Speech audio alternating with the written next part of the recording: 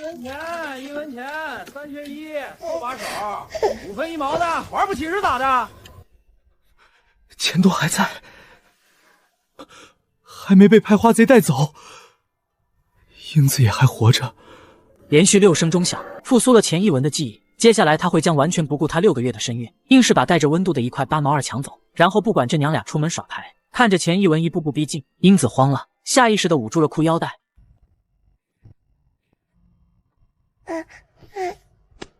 你也坐上来吧，你更怕凉。你看紧了孩子，有什么动静也别出门，我出去一下。这个人是睡糊涂了吗？兜里连半毛钱都没有，和人家空手套白狼吗？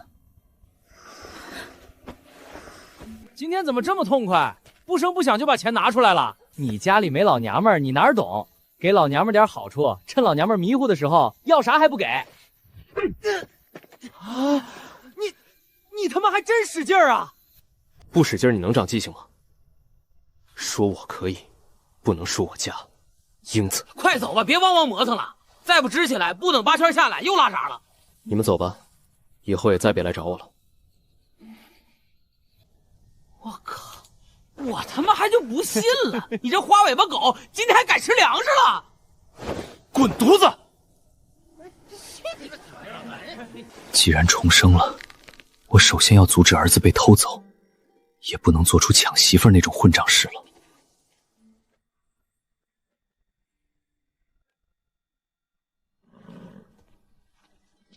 这能行吗？老娘们家的，少说这丧气话。英子，英子，爸妈，你们咋来了？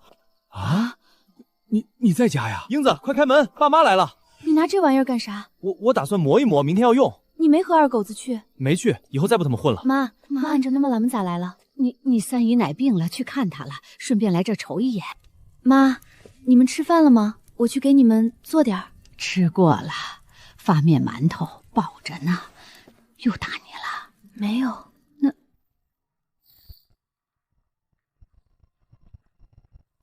他拿那玩意儿干啥？妈，要是这么打，也就一下子人就完了。看一眼就中了，往回走吧。我和你爸过2天再来。过2天还来？媳妇儿，你睡炕头，照看好孩子。有我在，谁也别想再碰你们。媳妇儿，醒了啊？快趁热吃。啥呀？鸡蛋糕。这是几个鸡蛋？4个，够你俩吃了。4个，不留着抱窝了。有鸡就不愁蛋，你这身子要紧，快吃啊！等儿子醒了，你又吃不着了。媳妇儿啊，我出去一趟，你在家千万守好儿子。干啥去？明天过节得吃粽子，我去买点精米，咱也包几个。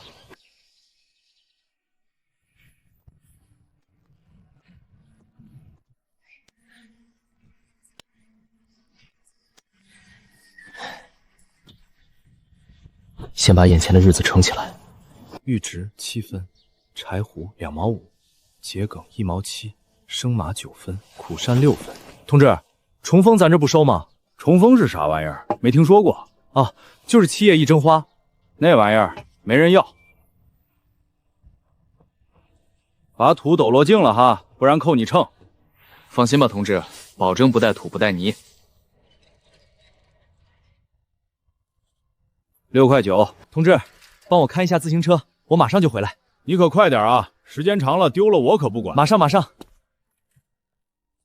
同志，来根这个。你这是干啥？同志，乡里的事儿你熟，想和你请教请教。啊，想问啥事儿你说吧。想挖点药补贴个家用，你帮我支支招，咋能少出力多挣点？这个你会分等吗？有个标准我就能分。你要是能分等，再自己加工好了，就能多卖不少钱。大哥，咱们有等级标准，为啥还统收？好多人都不算细账，也懒得回去晒，刨出来直接就送来了，搞得我们月月长秤。大哥，那我以后就按照咱们的要求加工好再拿来卖吧。那感情好了，你会加工？抽心远志、扒皮桔梗、火燎生麻、棒打苍素。大哥，我略懂。看不出来，还懂得不少。大哥，过奖了，以后常来常往的，你可得多照顾照顾我。没事儿，没事儿，十里八村的都是乡亲，谁还求不着谁呀？那我先谢谢大哥了。小伙儿，吭哧瘪溜的在山里跑几个钱儿出来，不易，花这个大价钱干啥嘛？这得顶7、8盒金葫芦了。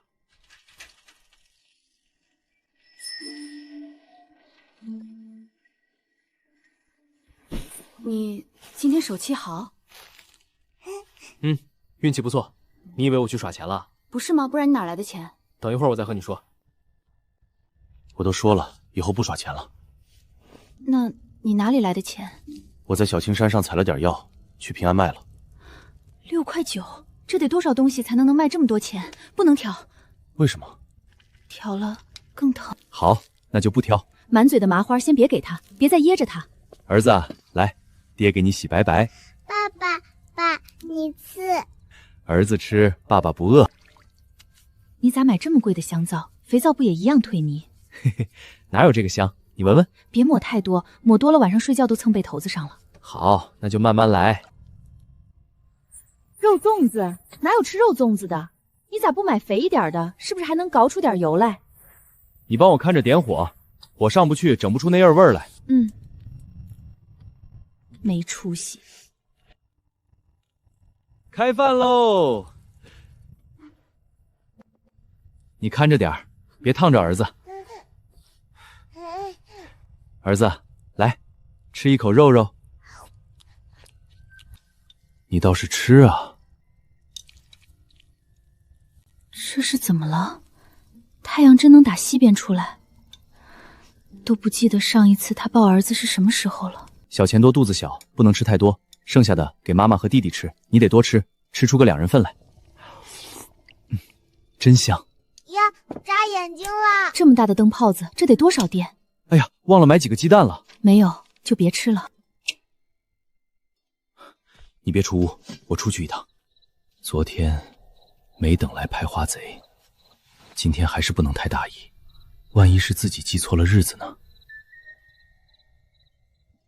哎呀妈呀，整这么大灯泡子，这得多少电？哼，这心就不够你操的了。哎，那可是你亲侄儿，操这闲心，你也不怕烂痱子？是四叔和四婶，咋这么香？这得是多少肉味能飘出这么老远？走你的得了，也不怕崴脚脖子。再香，他爹吃这一口了，他妈吃这一口了。等我2步，都没亮了。你急着投胎呀，怕去晚了假死呀？妈还在三姐家里，可眼下老太太还在姐姐家里。你干啥？我摸摸儿子。不是在你那边吗？我摸摸这个。本来他是想好好陪妻儿一起过个囫囵节的，但是从零开始的创业，每一分钟都值得珍惜。一大片苦参，这是昨天就看到的。虽然这东西不值钱，但得来容易。掀起一块肚皮，四周的土一散开，就像是捡东西一样容易。你这大过节的，不在家里眯着，还往出跑，刚巧要买点东西，就顺道挖了点药。路太远，不能空跑。你这点东西卖的不亏，顶着露水来的，都能拧出水来。成家了？成家了。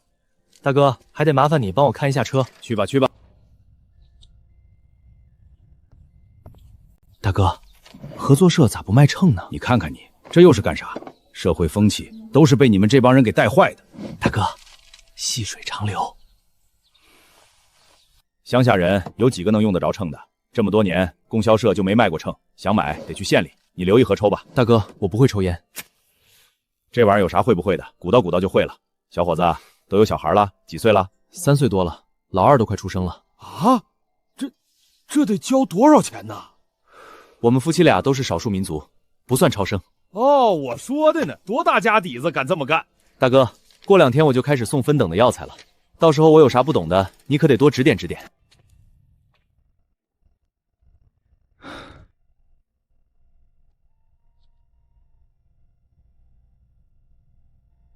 重点先连来几样，不能搞得太杂。怎么个收购法呢？有了。像苦参、玉竹这些便宜东西，就比供销社降1分钱，那些贵的就降3分。让乡亲们少走了几十里路就能拿到钱，也不算心黑。嘿嘿，得让他觉得自己有价值才行。这些钱都放你这儿。啊，这可算是见着回头钱了。嘿嘿，别太高兴，可能只是个过路财神，而且还得干活。你这到底是要干啥？我想和我们舅了一块儿的，丁也揪到会儿，工作好冲升，然后找尤良搭下，盗取个工作长的工作才会不好。媳妇儿，上山药挖回来药，我自己一个人去采药，拼死拼活的也刨不出多少钱来。我收湿的晒成干的，挣1分钱，干后再分档挣1份钱。我也不懂这些呀。以后我连采带加工，有人来卖，你就给看看秤就行，别的啥也不用你干。这能行吗？上哪儿整底子钱去？那不是吗？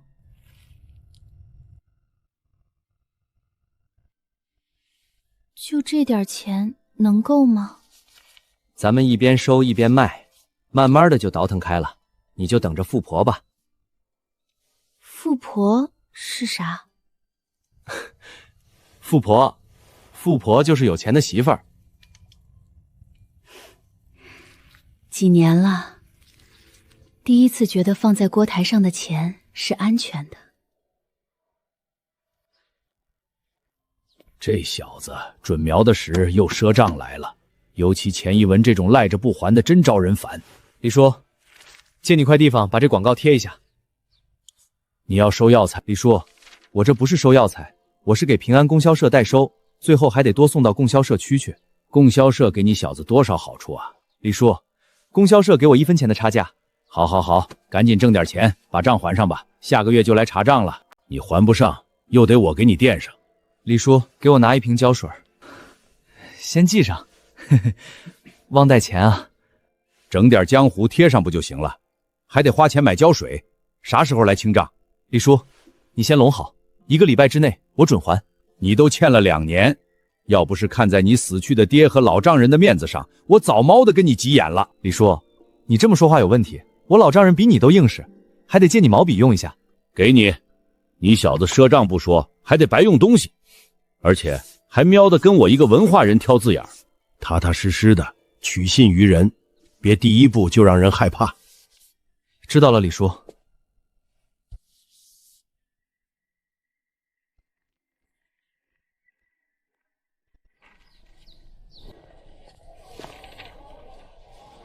眼下虽说生产队的院子早归了个人啊，但才解散没几年，大家还没有适应过来，有事没事儿都想来这里点个卯。1文钱，这贴的啥玩意儿？刘宝珠吓我一跳，自己不会看吗？广告，我看看啥广告？我说1文钱，咋还想起来做卖了呢？这风里来雨里去的，哪有推牌就自在呀？我干啥还得用你管？切，我哪有那闲工夫搭理你？我看你这也没多少差价，再掉点秤还不得赔死你？你有事没事？你再这样，我忍不住动手了。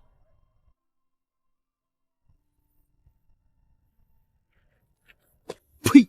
书刷不成事儿，还跟我牛哄哄的。不对，这小子混是混点，但终归不傻。这里边肯定有点事儿，我瞄的还能眼睁睁的看着你把钱挣了？也不看看这是什么地界，也不想想这地界谁说了算钱。四叔，四叔，你来干啥？四叔，打明天起，我要给平安供销社代收药材了，在你这儿贴张广告。啥？四叔，就是这个，你先看看。这写的这是什么玩意儿？一个都不认识。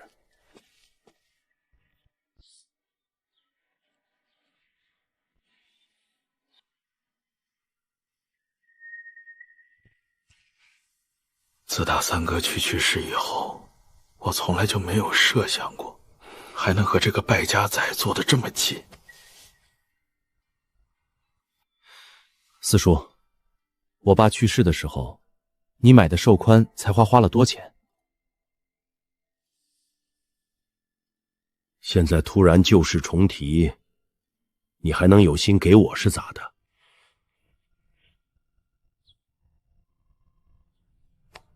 你买这玩意儿干啥？还抽上烟了？别人给的，我没抽。四叔那寿铠，你心里有个数。我爸有儿子，这钱不能让你花，过一段时间我就给你。好好过你的日子吧，让老婆孩子好过点儿，让你妈少操点心，比啥都强了。四叔，我过2天我就把我妈接回来。咱们老钱家哥4个生了一堆丫头，就你这么一根独苗，你得往出息了混啊！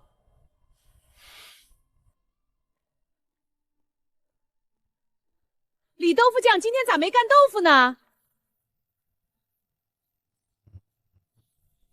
四婶儿，干豆腐卖没了。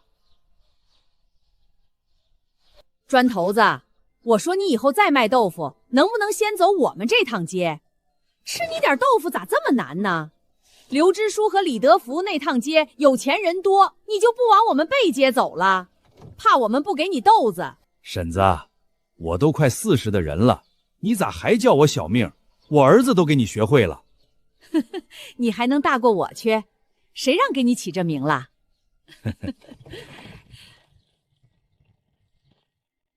四叔，你那钩子秤借我用几天，收上药材了，没个秤不行。中，你要是真能把日子过好了，把我借给你都中。一天天的净瞎咧咧，把你借出去了，我咋整？那不是还有驴吗？啥活还不能干？你个老不死的，又胡咧咧。这老两口还是这么爱拌嘴。正好四婶想跟你说说话呢，你就来了。谁都知道吃香的喝辣的好，谁都想把屋里头整亮堂的。可这过日子就得讲究个算计。以往点洋油灯的时候，点根蜡都觉得挺好了。你说四婶说的对不对？破车嘴，啥都想管，你给人家当家去吧。咋的？我说的有错吗？四婶说的对，我这回都上心过日子了。收那玩意儿能行吗？去了糟的能剩钱吗？你放心吧，四叔，我已经挖了2天的药了，把路子都磨好了，赔不了。你收药，合作社给你垫的钱。四叔，等我挣来钱了，给你买杆盘子挣，能给我还回来就行了。花那钱干啥？正不用的时候留墙根放着，别让人给踩坏了。这个完蛋玩意儿，真想起来过日子了。吃粽子喽！这年月吃几斤大米都得拿苞米去换，更别说这年大米了。这个可真不行。你咋没买点酒？不喝了。家里还有红酒，呸！日子过成这熊样子了，我还有心思惦记拉宴呢。这不是那瓶鹿茸人参酒吗？这喝还是不喝？一杯还不到1两，应该没有大问题，到不了乱七八糟满嘴的药味。媳妇儿，这酒是哪来的？二舅在那个国营的清风山鹿场，他给爸送来的。二舅，清风山鹿场，二舅还在那儿吗？那可是端着铁饭碗的正式职工，哪能说走就走？我知道了。这么有劲儿的东西，不把它投放到市场中去，对得起千千万万的男男女女吗？这件事不是3、5天能挑起来的。这个时候，个人估计还有很多困难，慢慢来吧，步子要稳。这才有个药材晾晒场的样子，活也干了，还把酒劲儿给散了，省得一会儿酒精上来搞事儿，挺好。我刚才得倒吧，我拿棉线吧。媳妇儿，你帮我把这麻袋缝补一下，明天早起我得用，这个实在是不会了。你明天还去采药？得去啊，不然真来一大帮人，咱拿不出钱给人家，那多没面子。要不我也给你洗洗。等会儿吧，没几针就完事儿了。第一次看孕妇的脚，原来竟是这个样子，肿得像个小馒头一样。你干啥？你缝你的，不用你管。我一会儿自己洗洗得了。你能哈得下腰吗？儿子不难受吗？给爸洗脸。麻袋挺贵的，坏了就扔不行。就算补到无能为力，只要不遭懒都不能扔，还可捡了补别的麻袋，最后还能垫鸡窝。你不是说不送鲜货了吗？怎么又整这么多湿的送来了？大哥，刚刨完，一算计路程，还是往这边走，比往家里赶近点，就直接送过来了。都是苦参？嗯，都是苦参。这玩意儿跟虚参，可得一把子好气力。你这可是够恨宰的了。没事，这车皮实，驮上3、4个人都没事。车倒没事，这一路上刚下坡的，就你这小身板子，可是真够你呛的。就别去皮了，整数好算账，刚好7块2。大哥，咱哥俩也见了几次面了，你又这么帮忙，我都没问问大哥贵姓。免贵姓王，王维忠。大哥，我也常在镇子上抓药，怎么看着你面生呢？我是做树沟那边的，儿子毕业了分到这里上班，就把我给调过来了。小伙子，你贵姓啊？大哥，我免贵姓钱，钱一文，你叫我小钱就行。你是三河堡的？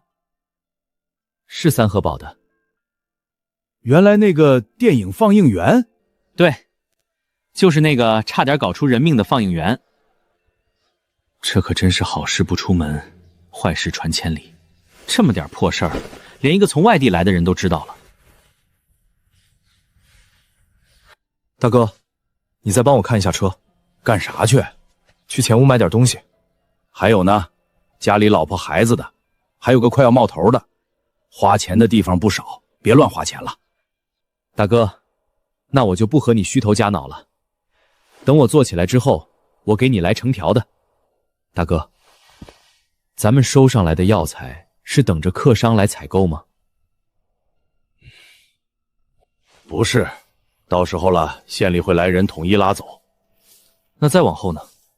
再往后，听说是到了省里后统一分配，到底是咋回事儿，咱这最底下的人就不知道了，也没打听过。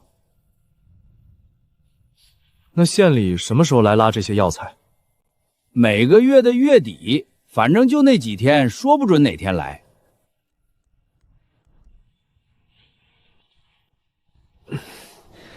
哎，谢谢大哥。王哥，我先回去了。好好，回去坡大，慢点。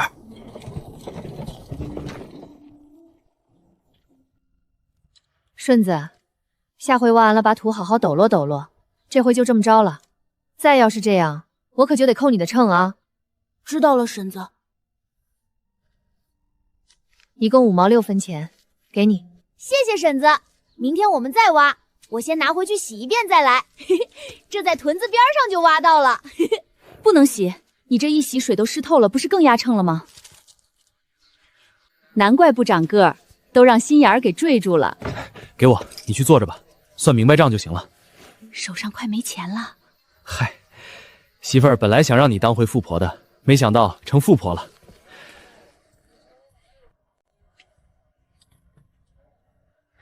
你怎么还把你自己藏着的几块钱也用上了？给你，特意全都要的零钱。还是我考虑的周到吧。一共7块2。媳妇儿，你先带儿子进屋吧，我把干的挑出来。这玩意儿抖落起的灰都呛嗓子。搭一宿露水，不是又湿了吗？那不然先添起来。隔啥汤？咱家一块塑料布都没有吗？谁？谁呀？没事儿，好像是谁家老母猪又跑圈子了。跑圈子啊？那赶紧通知下乡亲们啊！还有多少钱啊？4块5。4块5，4块5，哪怕是再有10块钱也好，就不用再上山自己采了。我这儿还有5块。今天的药材不是都花出去了吗？今天爸妈又来了。去，你先坐炕上，还没到你呢。要是能多有几块钱，是不是就真不用自己去采了？不过也不要紧，只要药材晾干了，我就去送。勤跑几趟也能倒开。哎呀，这还挺知道心疼媳妇儿的呢。快把抹布给我。怕啥？又不是外人。等你行动方便了，你得给我洗。这一院子的药材都是今天收的？都是今天收的。收这些得不少钱吧？花了10好几块钱呢。都是合作社给垫的。合作社？不是呀，都是他这2天采药卖的钱，再加上家里还有一点儿。四叔，能凑个10来20的，也就差不多够了。你小子咋知道我兜里正揣着这20的？你四叔的老本都在这儿了。走回家。才说这么2句，咋就急着走呢？那咋的？你还想在这儿过夜呀？你个老犟种，就和我扯脖子喊这点能耐，干啥来了？你忘了呀？你三姐捎来信了，说她家土豆子留多了，去了栽种，还剩了2麻袋，过几天窖里反水就留不住了，让你早点去拉回来。真的吗？那太好了，正好把我妈也一块接回来。你打算咋去呀？我有自行车。你那玩意儿，驮了土豆子，你妈咋整？拴后边回来？那不是还有驮座吗？啥玩意儿？颠颠哒哒30里地，也不怕把你妈尾巴蹬2半了？赶我驴车去吧，咋也比你那玩意儿强。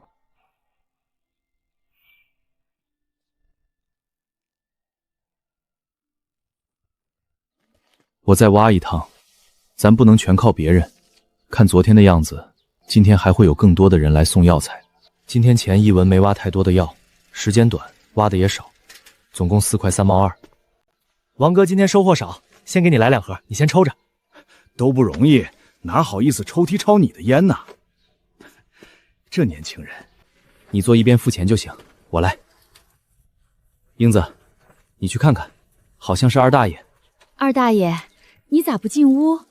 我看你们都忙着呢，给你还热乎着呢，给孩子吃。手里是2个窝窝头，动作一下轻了下来。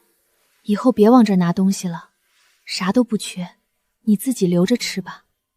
我听你四婶说这些东西能卖钱，就给你们刨了点儿。钱一文走过来，先看了一眼二大爷脚上和裤腿上的泥，再低头看看那半筐药材。二大爷，这东西我送到供销社，人家也是给钱的，我哪能白要你的东西？英子，给二大爷拿1块1毛6。啥？这点玩意儿能值这么多钱？你小子这么做买卖还不得赔钱？给你，你就拿着吧。这也太多了，说是给你们的，哪能要钱？我们也能卖钱，你这么大岁数啊，哪能白要你的？你看看，这不成了占你们便宜了吗？我刚买的麻花，你给二大爷都拿上吧。给小卤豆吃吧，正是长骨头长肉的时候。我这把老骨头了，吃不吃能咋地？放这儿了，记得拿回去。第1天收上来的山药已经干得差不多了，这些带点木质的根本来水分就少，春风一抽干得更快。英子出来看时，见钱一文正给干透了的苦山分等。先别分了，洗手吃饭吧。你先吃吧，我得把这些分好集，明天早点送去，不然资金链该断了。资金链是啥？好像超科了。钱串子，我说钱串子。那我帮你。也用不多一会儿，你带儿子先去吃吧，这会儿得大哈腰，你这身子不行。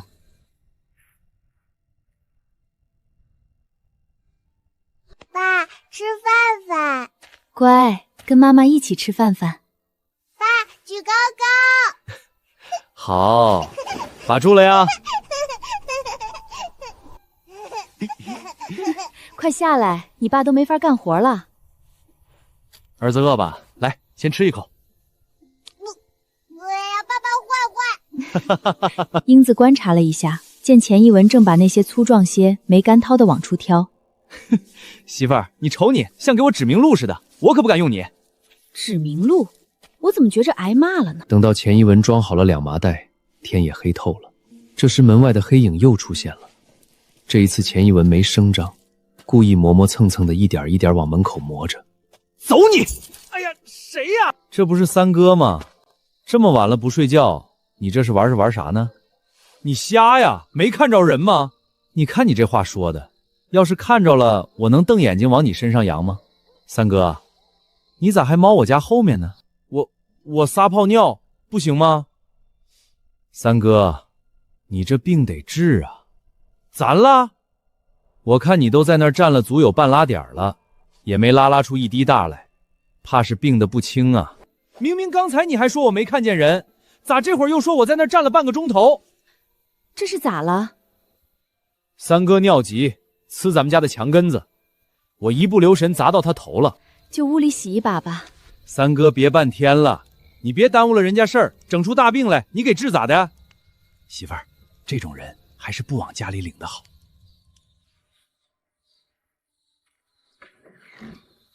这号人你得罪他干啥？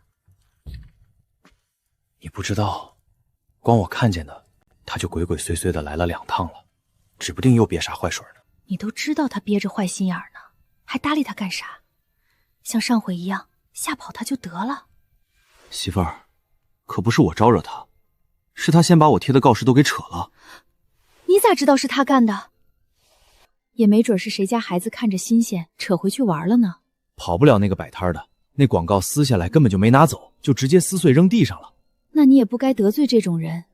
你一天天的不着个家，剩我们娘俩，他要是得找麻烦怎么办？大白天的，倒不信他还敢把你俩咋地。我倒是怕以后送药的越来越多，你这身子又越来越沉，受不了。干点活能咋地？昨天妈来的时候还特意告诉我多运动运动呢。媳妇儿，我想让二大爷来帮忙。那么大岁数的人了，咱好麻烦人家。不能白让二大爷帮忙，一天给他块钱怎么样？那还行。二舅在鹿场是正式职工，1个月才块钱。咋了？给多了？说啥呢？给二大爷钱，多少都不多。这个扛饿，我明天带着路上吃吧。这几捆子干山椿，我看的有100多斤，2等货就能卖2毛多钱一斤，能卖20多块。我还挑了点柴胡、桔梗和苍铁，先拿去探探路子，再倒腾几天，给你买套的确来。这件结婚时候买的衣服，看样子也要穿到头了。买啥买？有那钱先留着做买卖吧，别哪天资金串子又断了。明天要是有空，收回点斜口布和几指白花旗来，再买1包大马针。可千万别买啥衣服，这身板子穿上能穿出啥样来？再说眼下正是用钱的时候。英子说完半天没听见回声，抬头一看，钱一文已经睡着了。看他累得说睡就睡，心里那点埋怨也都化了。你咋来这么早？王哥，我这不是想你了吗？嘿嘿，今儿这嘴是抹蜜吧？咋这甜？今天的是干的还是湿的？王哥，今天全是干的，还是分好等的。那感情好，头一回这么收药材，不学习一下，还真汪汪就不会了。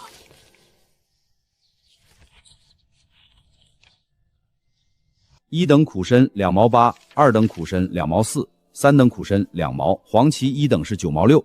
黄芪，你这些里头有黄芪吗？王哥，刚开始收没收那么多样，我怕整乱了。那你也得把黄芪带上啊，那玩意儿根条粗，压秤还贵。我记住了，王哥，回去我就贴广告。咦，你这苦参咋没有1等的？王哥，才刚收没2天，那些大粗根子还没干高，要是湿的不干的就送来，不成了占咱们便宜了吗？小老弟觉悟还挺高，差那么1星半点的问题不大，堆到朝阳坡2天半不到不就干了吗？王哥对我这么好，哪敢再给王哥添麻烦？这个小老弟能处，翠胡不多哈。这东西山上倒是成片成片的，就是太细了，刨1天也刨不出几斤来。那是啊，要不咋能9毛钱收呢？一共28块5毛3。小老弟，这是打我在这上班以来一趟卖钱最多的。王哥，几点了？8点45、6了。王哥，你那这张全一点的表格能给我1份吗？哎呦，我就1份了。那就不用了，你先忙着，我先走了。等会儿你拿去吧，早点给我还回来就行。那可太谢谢王哥了。王哥，我回去抽空复印复写1份，再给你送回来。王哥，今天我有点着急，等我下趟来的。哎呀，用不着那个。都说董长贵的姑爷叔耍不成事儿，怎么看着不像呢？这一天天的正命似的干活，像个毛驴子似的。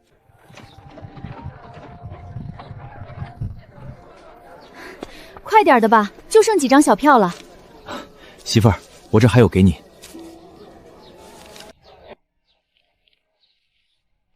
这是多少？ 28块5毛3，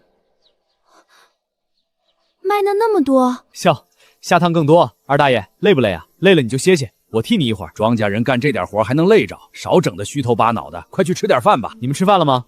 刚吃完，还剩不到2碗水饭了。那我赶紧吃，吃完了我就走。还干啥去？赶黑钱，再送一趟。这一趟少带些土参，多带点值钱的东西，以便周转。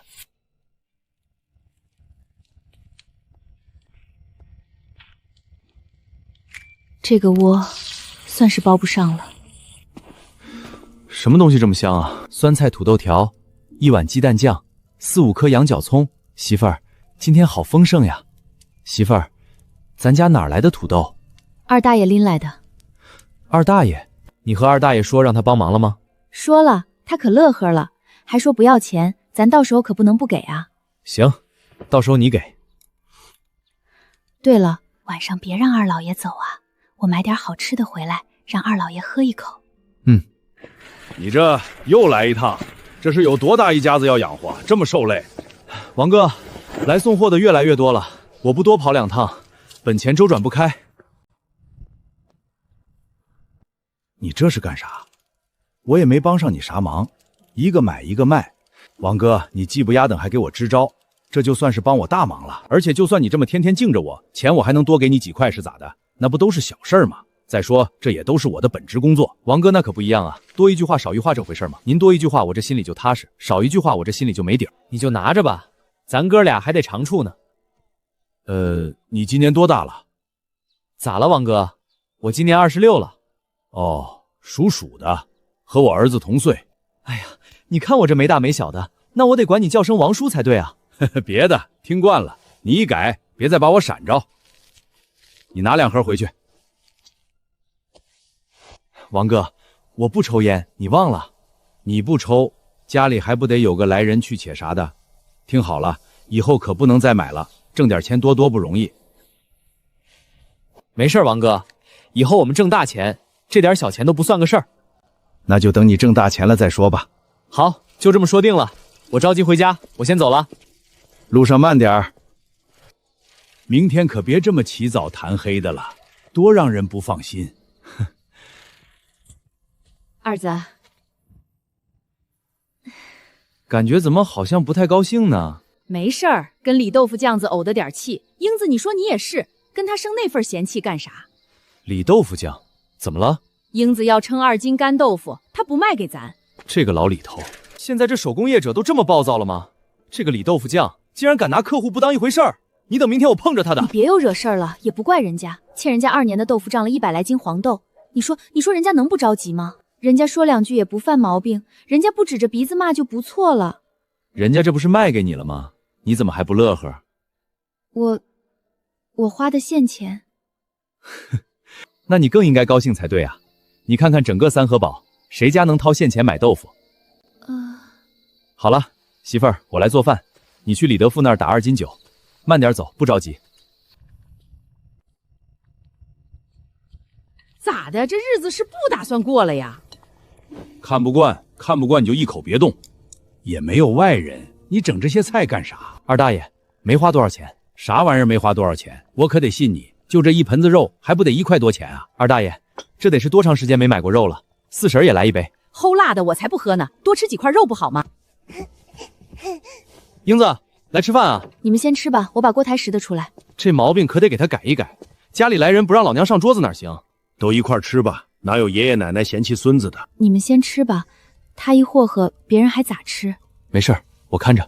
都一块吃吧，哪有爷爷奶奶嫌弃孙子的？英子这才慢慢挨着桌边坐下，孩子也被他护在腿边。二大爷，你多吃点。你也是真不寻思着给老婆孩子留个下顿？你吃你的吧，明天我再买点回来。15半糟的来这么一回还行，天天这么吃，有多少钱够造的？让你多吃点好的，你还数落人家，受穷的命。咋？我说的不对吗？不是过日子道吗？哼，这主穷横的，惹不起。二大爷，你猜我这趟卖了多少钱？还能有上午多，也就是20块顶天了。48块多，单据给你看看。我汪汪的不识字，你不知道啊？二大爷这2趟卖的加一起比本钱多了。那这一院子的药材都是挣下的，可不是嘛？这买卖还中啊！可我看着好像下午你驮走的没上午多呢。二大爷，下午卖的都是值钱的。四叔，这是借你那钱。二大爷，这是你这2天的工钱，把该还的该给的都分出来。我都和英子说了不要钱不要钱的，怎么还给？我明儿就不来了。二大爷，这你说啥也得拿着，我们轻手利脚的，哪能占你的便宜呢？给我孙子攒着。四叔，你怎么不揣起来呢？先放你这儿吧，别给我送完了上去就行。不能，以后不玩了。有那记性吗？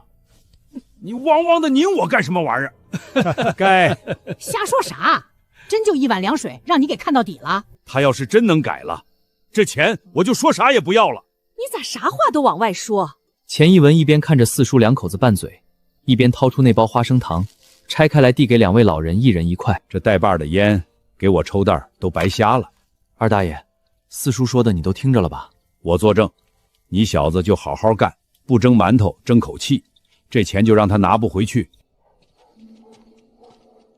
这混小子还中，还给他二大爷整个班上，汪汪的怎么不想着四叔点儿？你二哥不是给你和驴都安排活了吗？那能一样吗？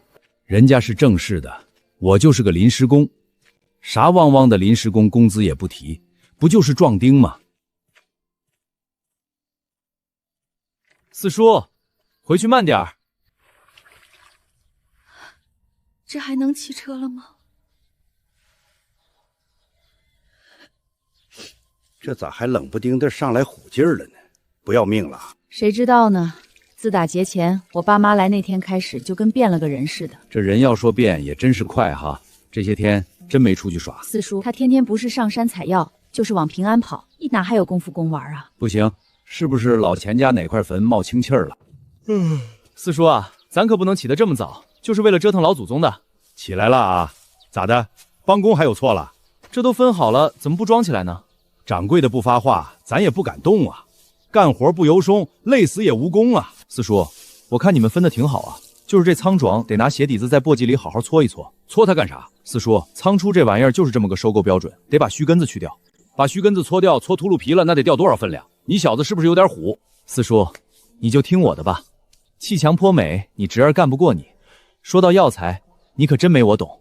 你，四叔，你这么早把毛驴车赶出来，这是要干啥去啊？干啥事儿都别硬撑那干巴强，想挣钱那也得一点一点来，哪能一口吃个胖子？再骑2天这玩意儿，尾巴根子都给你磨成猴腚。感情是媳妇儿为了我起了个大早了，去四叔给驴车刷咋来的？是我找四叔来的，今年这趟就麻烦四叔吧。嗨，啥麻烦不麻烦的，一笔还能写出2个钱字咱的。四叔，你这毛驴子脾气不大吧？顺毛摸索，别呛茬来，倒也没啥。你真不用我去？不是都说毛驴子脾气不好？再倔还能有老钱家人倔？也是，再倔也倔不过二大爷和四叔去。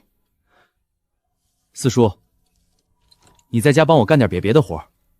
啥活？在院里给我搭个锅台。啥？屋里有锅，你还搭个锅台干啥？你就搭吧，我有用处，就按着12印锅搭就行。干啥呀？使那么大的锅？四叔，12印锅多大呀？锅口这么大？对，是得这么大。中，干啥还不是干呢？听掌柜的就是了。四叔，他一个人都行吗？等会儿，把这带上。英子把小棉被递到他手里，明显是给车板垫作用的。媳妇儿，你真好。加点小心，卖完了就早点回来。那天我让你买的东西，你是不是都忘了？啥呀？黑躺绒、鞋口布、白花旗，再买1包大马针。柜里妈打的胳膊还有点，我做几双鞋。买几双得了，就别自己做了。你都这样了，还能纳鞋底吗？哪有那么娇气？再说一双好的胶皮鞋得3、4块钱，花那钱干啥？那几样布都买多少？你就和店员说够做10几双鞋的就行，他就给你配了。还要啥？不要了。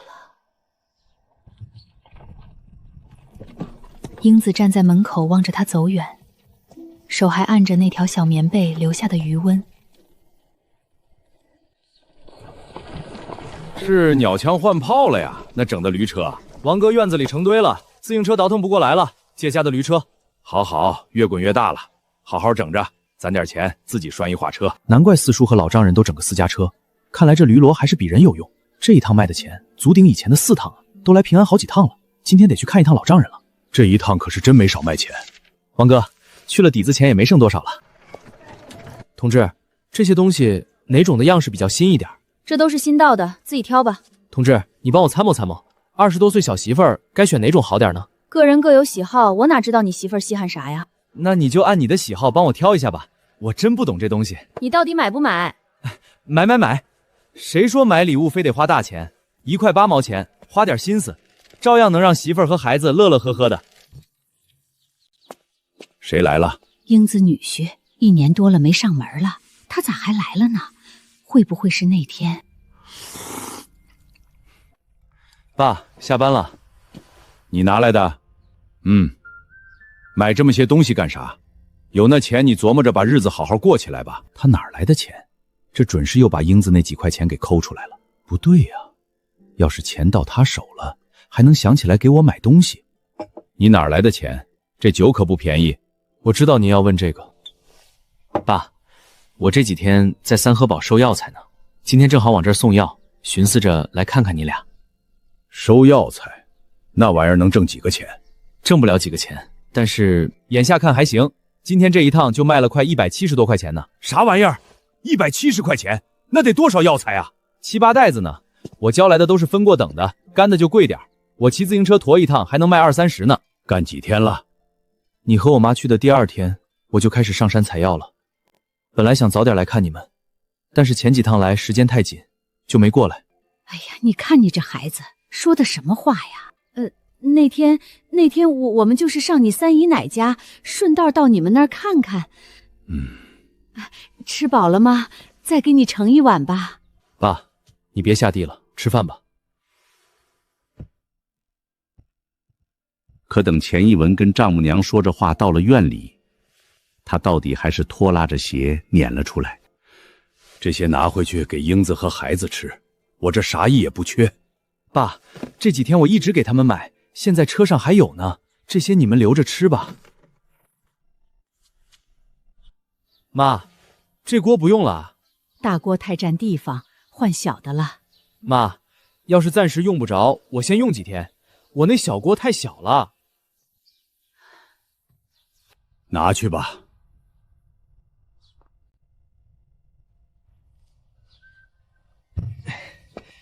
正好扣上，省着道上蹲搭丢喽。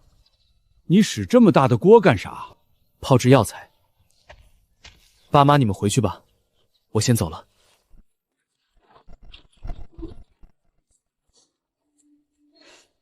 整这么个玩意儿，英子这一天过得不死不活的，啥时候是个头啊？都是你个温死的老冤送，哪只眼睛看出他能出息人？给了老王家多好，你看看人家。你把锅答应给他干啥呀？听这些天废铁又涨价了，他不是要给咱们当破烂卖了吧？挺大个人张回嘴，我还能让他闭不上吗？你说说，他说的收药那事儿能是真的吗？你问我，我咋知道？把那酒给我拿来1瓶。大晌午头子的喝这玩意儿干啥？给你灌吧，跟你撂句正经嗑比汪汪生孩子还费劲。赶礼拜天，去看一趟，不就啥都知道了吗？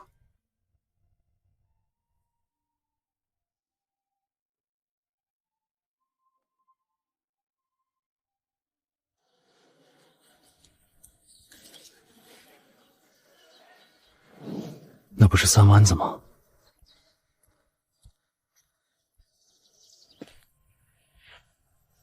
你来干啥来了？舅，我来看你还不行啊？不好好在家干活，老往镇子上跑，喝得一身猫尿味儿，还好意思说来看我？舅，真是来看你来了。我们三合堡那个姓钱，是往你这儿卖药材了吧？咋了？我就问问舅，我也想收药材，你看行不行？果然，这狗东西是冲着我来的。药材的门路刚摸热，他就想顺着往里钻了。啥你都想干，干啥都2天半新鲜的。消停眯着吧，让你爹妈省点心。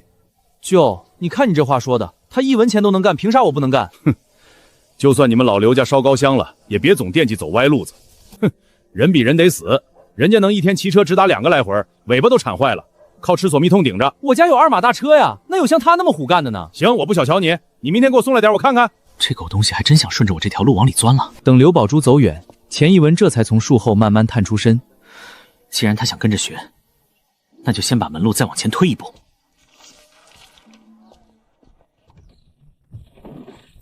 1文钱，1文钱！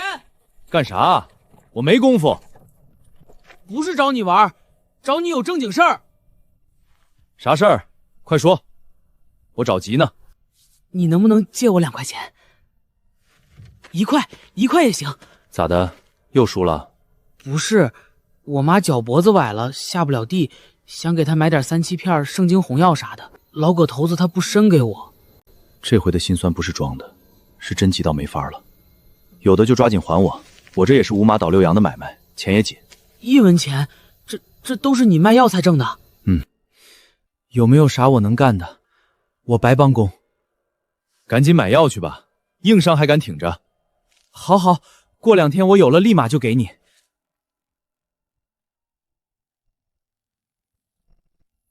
钱一文，快过来帮我干活。来了。二狗子干啥来了？没事儿，路过。和你说啥了？就瞎咧咧呢。你咋才回来？这钱马上就供不上溜了。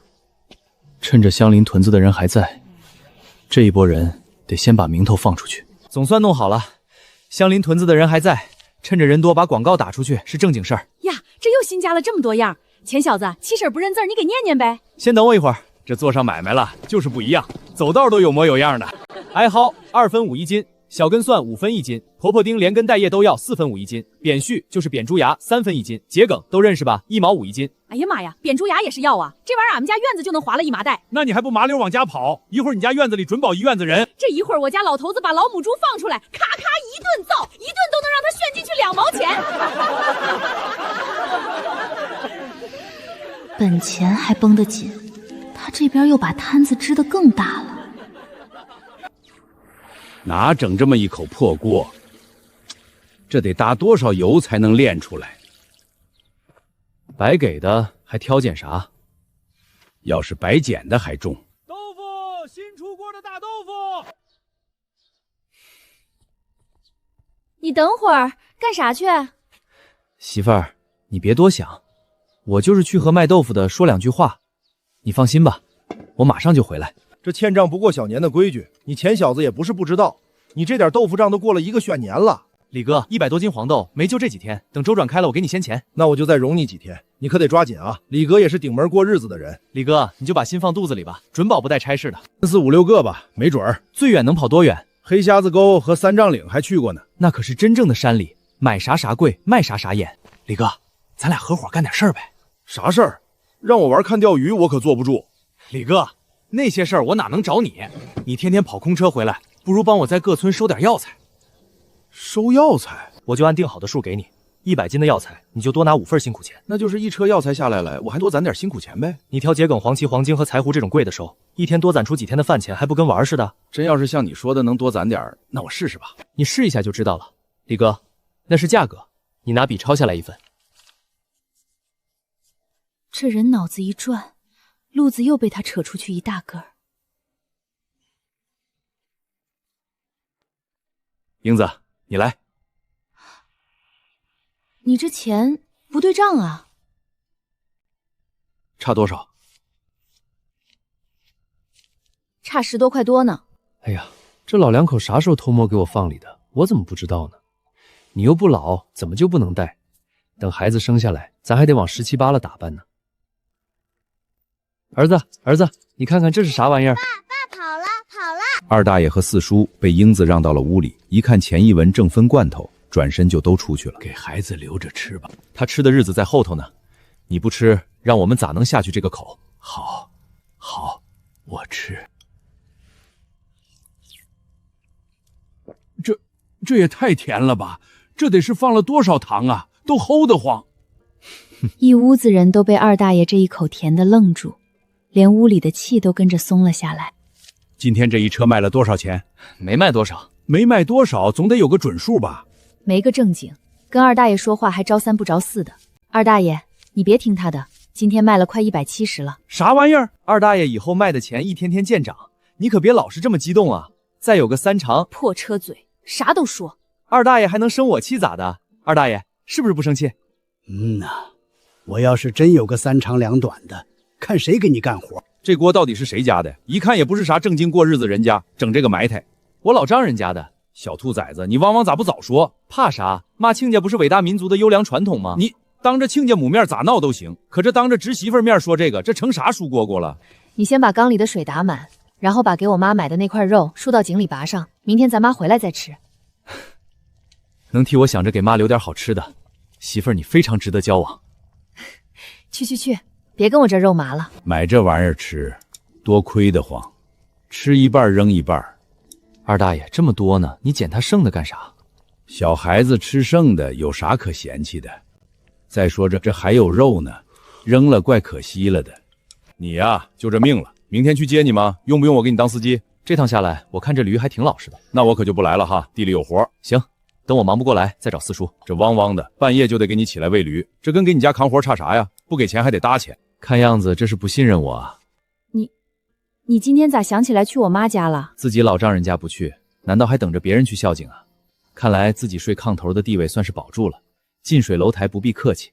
媳妇儿，我看四叔刷完锅后添了一大锅的水，咱俩给儿子洗个澡再睡觉吧。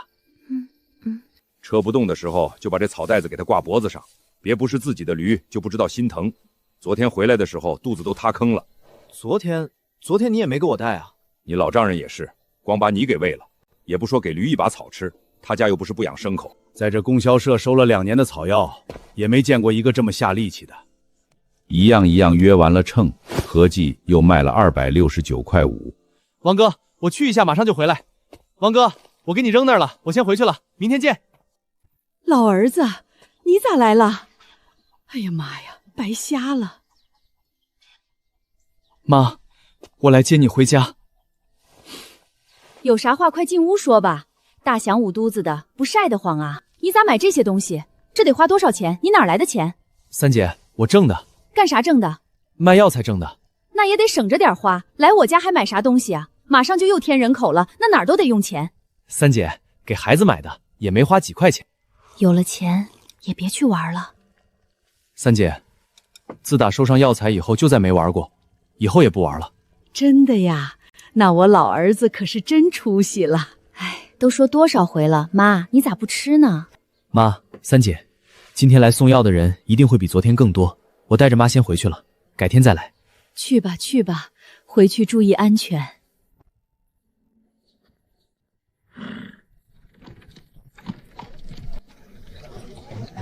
快看，奶奶，你冷不冷？我给你捂手。哎，好几个月了。这葱咋不赔上点土呢？风再抽几天，根子都露出来了。你瞅瞅这韭菜，也不知道挠挠土。你看看，就是不一样吧？到家就给儿子当上驴了。妈，你快歇一会儿吧。你听四叔又开始埋汰我了。长个破车嘴，就知道讲究人。有絮絮叨叨那功夫，帮你直陪陪拢不行。自个儿家的园子我都不伺候。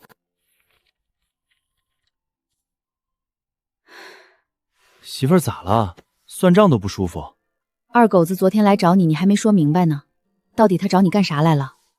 二狗子母亲脚脖子崴了，来借钱。不管是真的假的，你都少搭理这种人。好嘞，媳妇儿说啥咱就听啥。少贫嘴，去看看那些今天新收的小根散咋整吧。你不回来，四叔说不敢动。英子，我听他说不出去耍了，能是真的吗？妈，收孝这摊子事儿把他累得回来沾枕头就着，还哪有那心思？这是咋的了呢？妈，这些都是他买的，就这块肉和这包槽子糕是他去看我爸妈时买的，我妈又偷着给放车上了。他还敢去看你爸？这虎玩意儿不要命了，也不怕让人家给撅出来。哎呀，不能够，我爸还留他吃饭了呢。给孩子留着吧，我吃这玩意儿干啥？还有挺多呢，孩子这2天好像都吃够了，不知道要……妈妈、奶奶，我要吃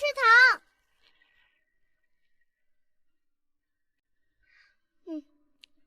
这虎玩意儿咋就不知道惦记自己儿子呢？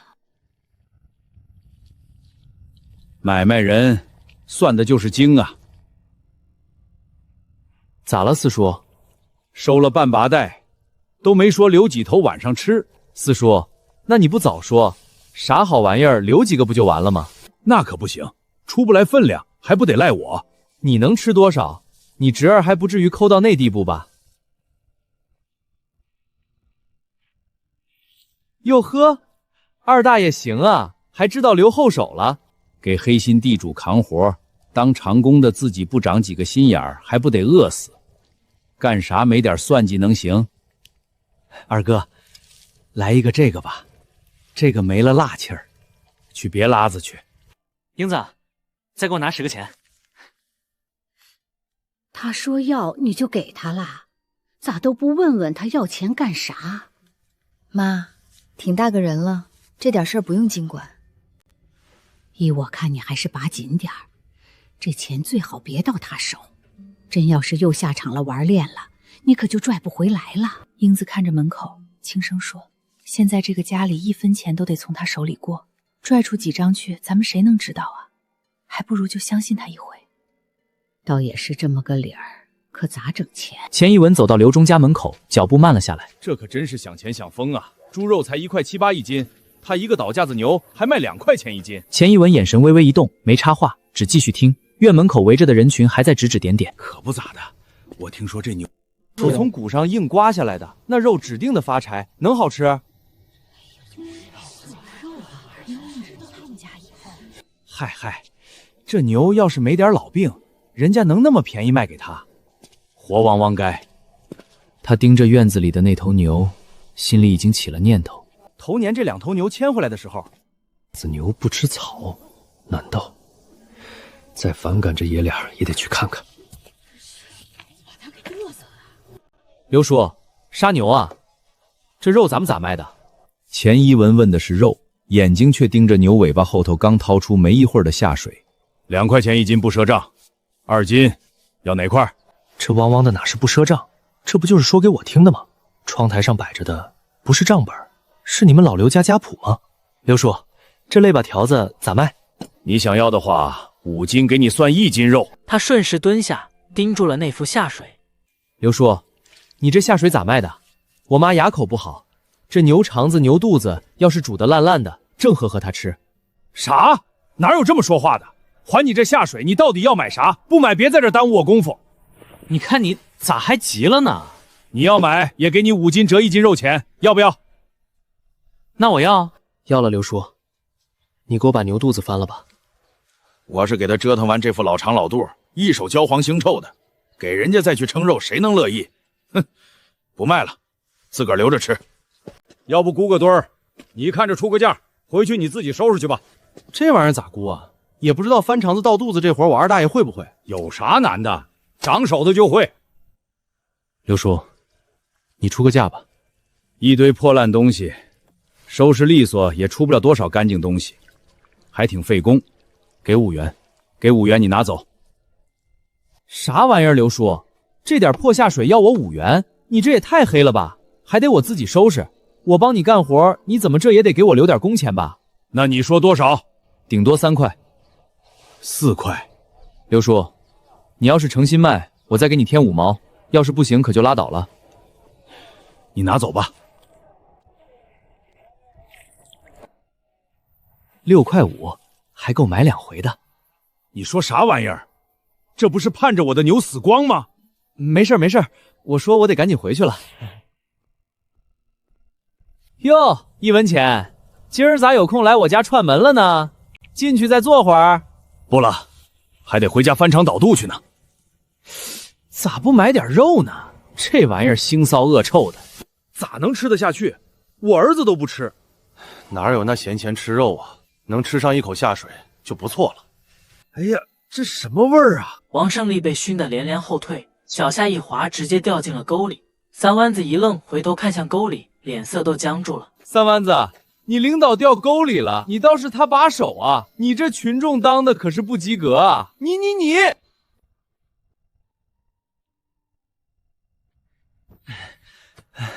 快回去叫四叔来，我整不动了。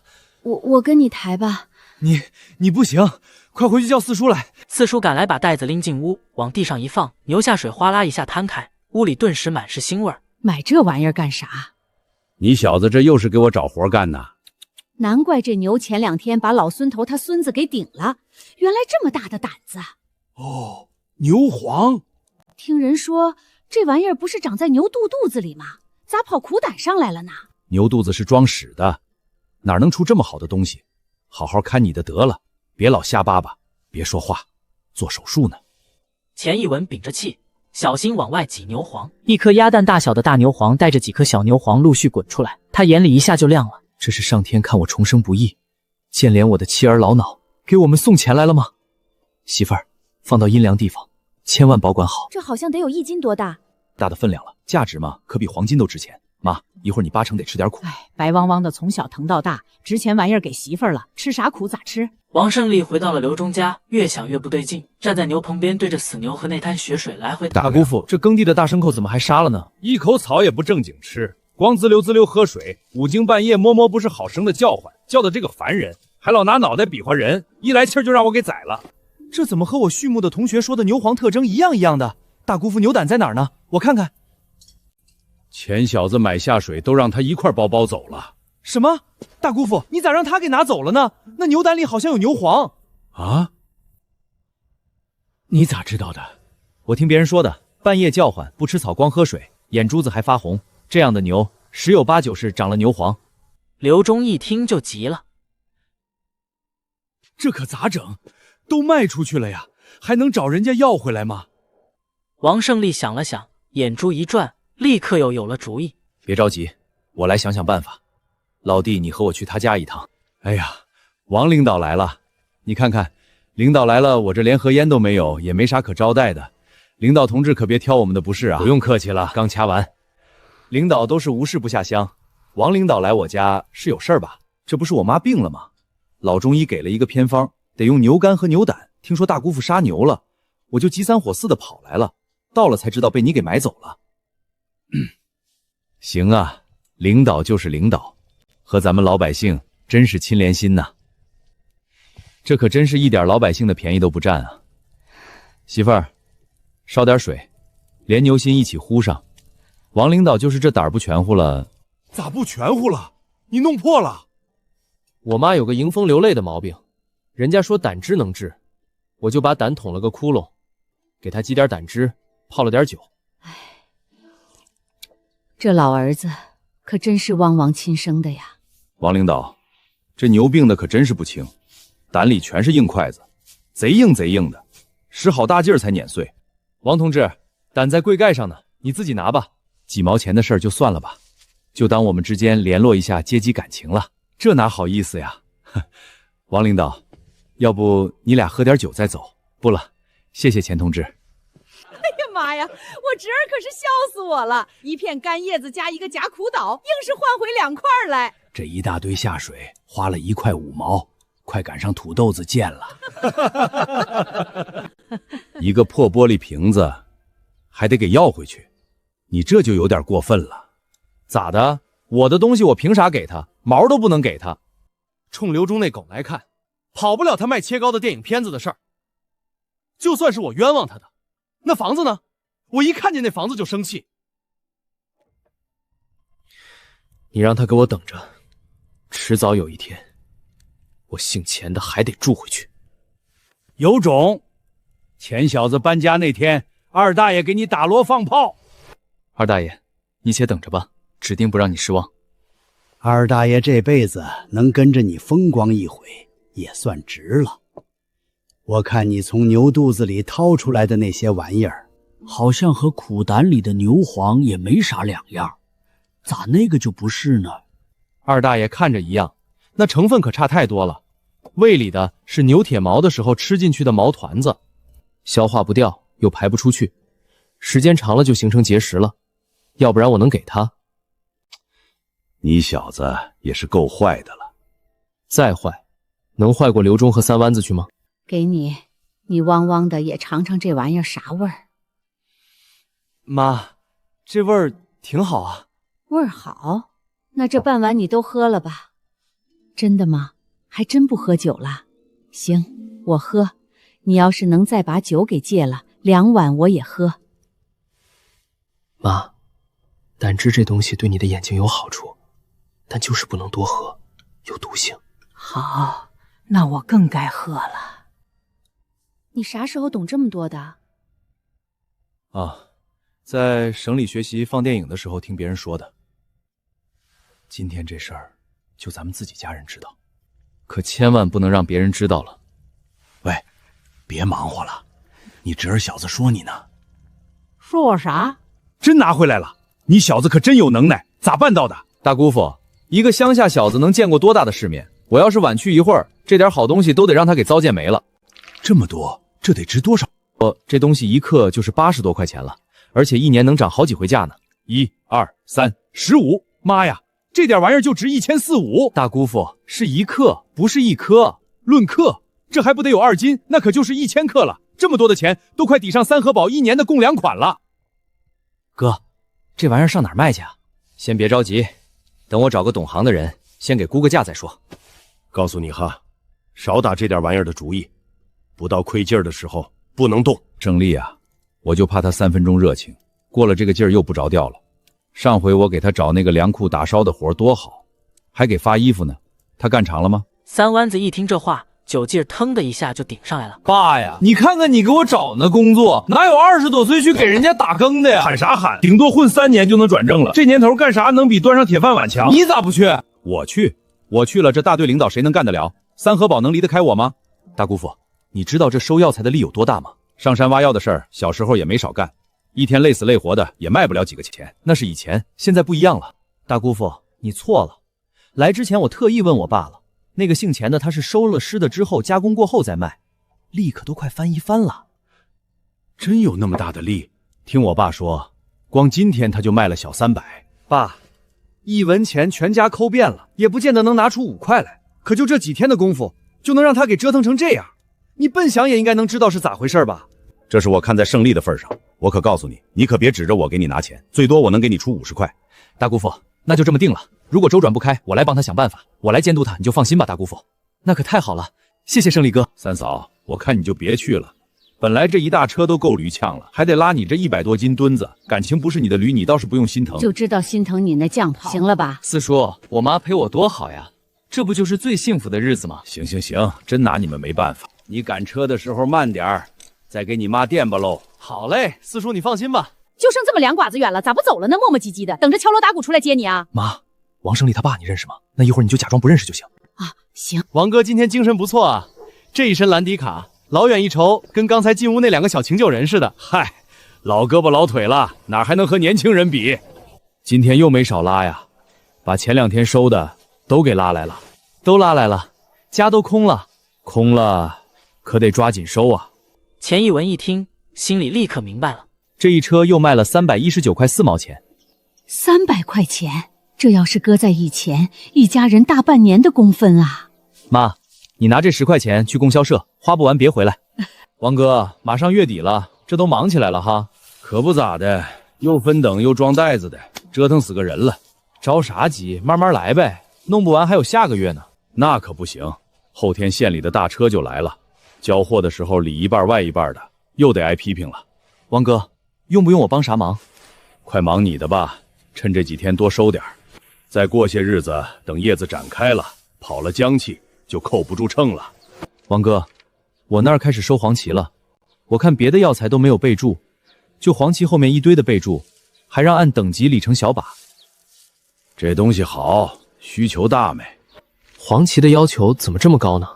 你看看，听县里公司的李同志说，这是个金贵物，城里人都拿它泡水喝，我这不也跟着学了学，也不知道有没有人家说的那么讲究。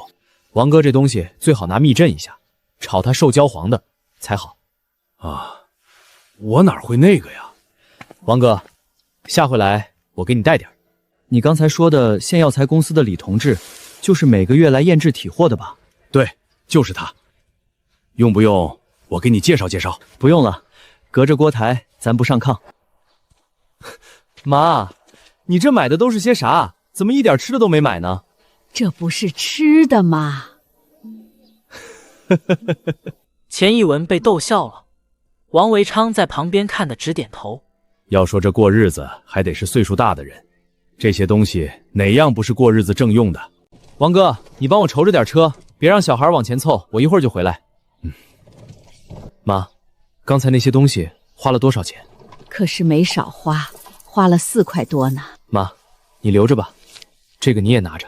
你就算是想给我压豆，也得当着英子面给，这成啥了？好吧，妈，看不出来你还挺在意家族危机管理的。母子俩赶着驴车往回返，刚到村口，大喇叭忽然呲啦响了起来。老少爷们注意了，注意了哈！说个事儿。咋能不急？争嘴的买卖不好做了呀。那你能抢过人家吗？妈，不用着急，钱又不是咱一家挣的，兴你收还不兴人家收了。妈，你就放心吧，我嘴快还不怕烫，他抢不过我。大喇叭里喊的你听着了吗？听见了。二大爷扫了眼满院子的人，硬生生把后半句又咽了回去。咱们该干啥干啥，不用怕他，他影响不着咱们。李哥，感觉怎么样？有账算吗？万事开头难，现在还看不出啥来。等以后扑腾开了，就算拉最便宜的库参，1个月50、60的收入肯定没问题。要是真能那样，我还做豆腐干啥？李哥，今天你挣的少，兄弟请你顿酒，给你补上。李哥，黑瞎子沟那边亲戚多吗？多，而且再往东山里走，3丈岭那边更偏僻。好，李哥，这买卖得先往里投钱，钱少了倒腾不开，这100块未必够用，以后有倒腾不开的时候你就说话。中，那我拿上。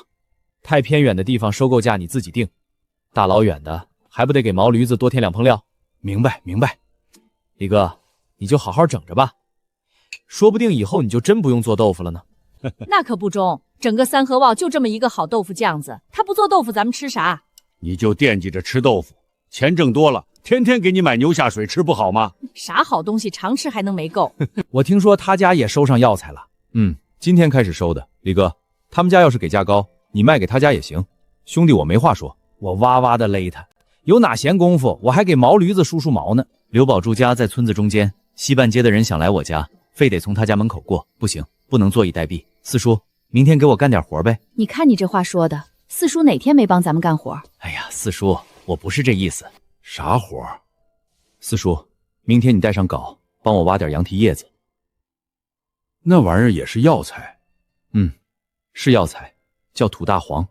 那你咋不收，非让我去采干啥？让你挖你就赶紧去得了，哪来的那么多废话？挖那玩意儿还用进山？房前屋后不就有的是吗？四叔，别管哪儿的，挖上个几斤就行，记得带点叶子回来。还剩下200多，这还能倒腾开了吗？这还倒腾不开？明天不是还有一大车吗？妈，明天你还跟不跟我去了？我可不去了，去了没别的事儿，就是个花钱。看来老太太选择了眼不见心不分的消极战术了。刘宝柱，没少收啊，才开始也没收多少。钱一文，你不养牛不养马的，还会系马扣呢。我四叔怕我把驴勒死，现教我的。他说养个大牲口不易，说没就没一个，那不得心疼死。这玩意儿就得趁湿绑，等干透了一掰就断了。再说干透了，那得掉多少分量啊？你这汪汪的准是来给我下套来了。好吧，你是正常人，你收了黄芪可真纯啊。说者无心，听者有意。刘宝柱眼角余光已经盯上了车上露头的根叶。一会儿你拿点药材上老钱家卖去。哥，那是图啥呢？看看他们家的黄芪怎么打地捆，里面有没有这玩意儿。拿个杵吧，把事儿办明白点。今天是县药材公司来拉药材的日子，全面放开后，药材公司迟早会让个体户挤得没喘气的缝。想结束三河堡和平安之间的小打小闹，必须尽早找到更可靠的途径。钱一文先提着2大包东西去了镇上唯一的饭店，又拐进了供销社。今天来的挺早啊，王哥，今天来镇上办点事儿，一会儿还得请人吃饭，就早走了一会儿。钱一文竟把半袋黄芪倒在地上，坐在一边开始捆把，动作不紧不慢。兄弟，你这咋还把战场摆到我门口了呢？这老娘们儿干啥啥不行，让他帮装车，把一袋子没捆的给我装上了。这趟的怎么这么零星呢？还全是末等。哎，王哥，争嘴的买卖不好干了呀。兄弟，我那外甥收药材可不是我给他出的主意，不管谁收，最后都得进药匣子，不都是为事业做贡献吗？谁在说我？英子怎么了？妈，我没事儿，可能是着凉了吧。你得注意点啊，这么大肚子，估计也快生了。那你得手脚麻利点，以往李股长中午之前就到了。没事儿，我也不指望县里的人给我钱，我就认你王哥。好，那你慢慢绑吧。这半袋黄芪本就是钱一文故意留下来磨时间的。快10点时，大东风终于进了院子，车刚停稳就下来了2个人。老王，这个月有多少啊？李同志，从账上看得有快2000斤了。先让小孙验验质吧，这个月怎么突然这么多？这声音怎么这么耳？分明就是钱氏认识的齐大雄。钱氏这人倒腾野货发过财，后来被森林6扇门一枪打瘸，还关了12年半。这个人好奇怪，干着一样的活儿，他怎么还跑到一边了呢？难怪挤一个人呲边儿，原来是个高工，绑的这些可都是1等货。同志，有火吗？钱一文站起身，火光一闪，把李长风嘴上的烟给点着了。来一根。同志，我不会抽烟。哟，这倒奇怪了，不抽烟还揣着火，这是小生意人的职业素养。小同志，你这活干的也太细点了吧？要求在那儿摆着呢，哪敢有半点马虎？李股长，查完了没有问题？现在就装吗？装吧，这么多又够忙活一阵子的了。李股长，我帮你们装吧。你干你的活吧，挣着供销社的钱，帮我干活算咋回事？人多力量大。老王，这小伙子还挺会来事儿的，是正式的还是雇的？你说小钱，他不是我们社的，是来卖药材的。这么说来，何止是会来事儿，正经会来事儿呢。王哥，正好赶上晌午了，你也不说留人家吃点饭。王维章心里直犯嘀咕，这小子不是给自己上鼹鼠药吗？吃啥饭？车里有吃的，干粮饼子对付一口就行了。李同志，你要是不嫌弃，我请你喝酒吧。不用不用，你帮我们干活还请我们吃饭，哪有这个道理？本来我定好请别人吃，可他突然下乡了，鸡和肥肠早交饭店了，你们就当帮我个忙。这哪是碰巧赶上的，分明就是一场早就设好的局。李长风看着溜肥肠和笨鸡，心里明白，这一桌连烟带酒，一张大环节都挡不住。简单吃点就行，你怎么点这么多菜？破费了。哎呀，长风，你这话说的，咱们兄弟几个聚在一起，吃点好的不是应该的吗？小伙子，贵姓？免贵姓钱，钱一文。我叫李长风，听老王说你在下边收药材，几位都是我的领导，以后得多照应着我点。真正值钱的东西早祸害没了。我看你分等很专业，专门研究过吗？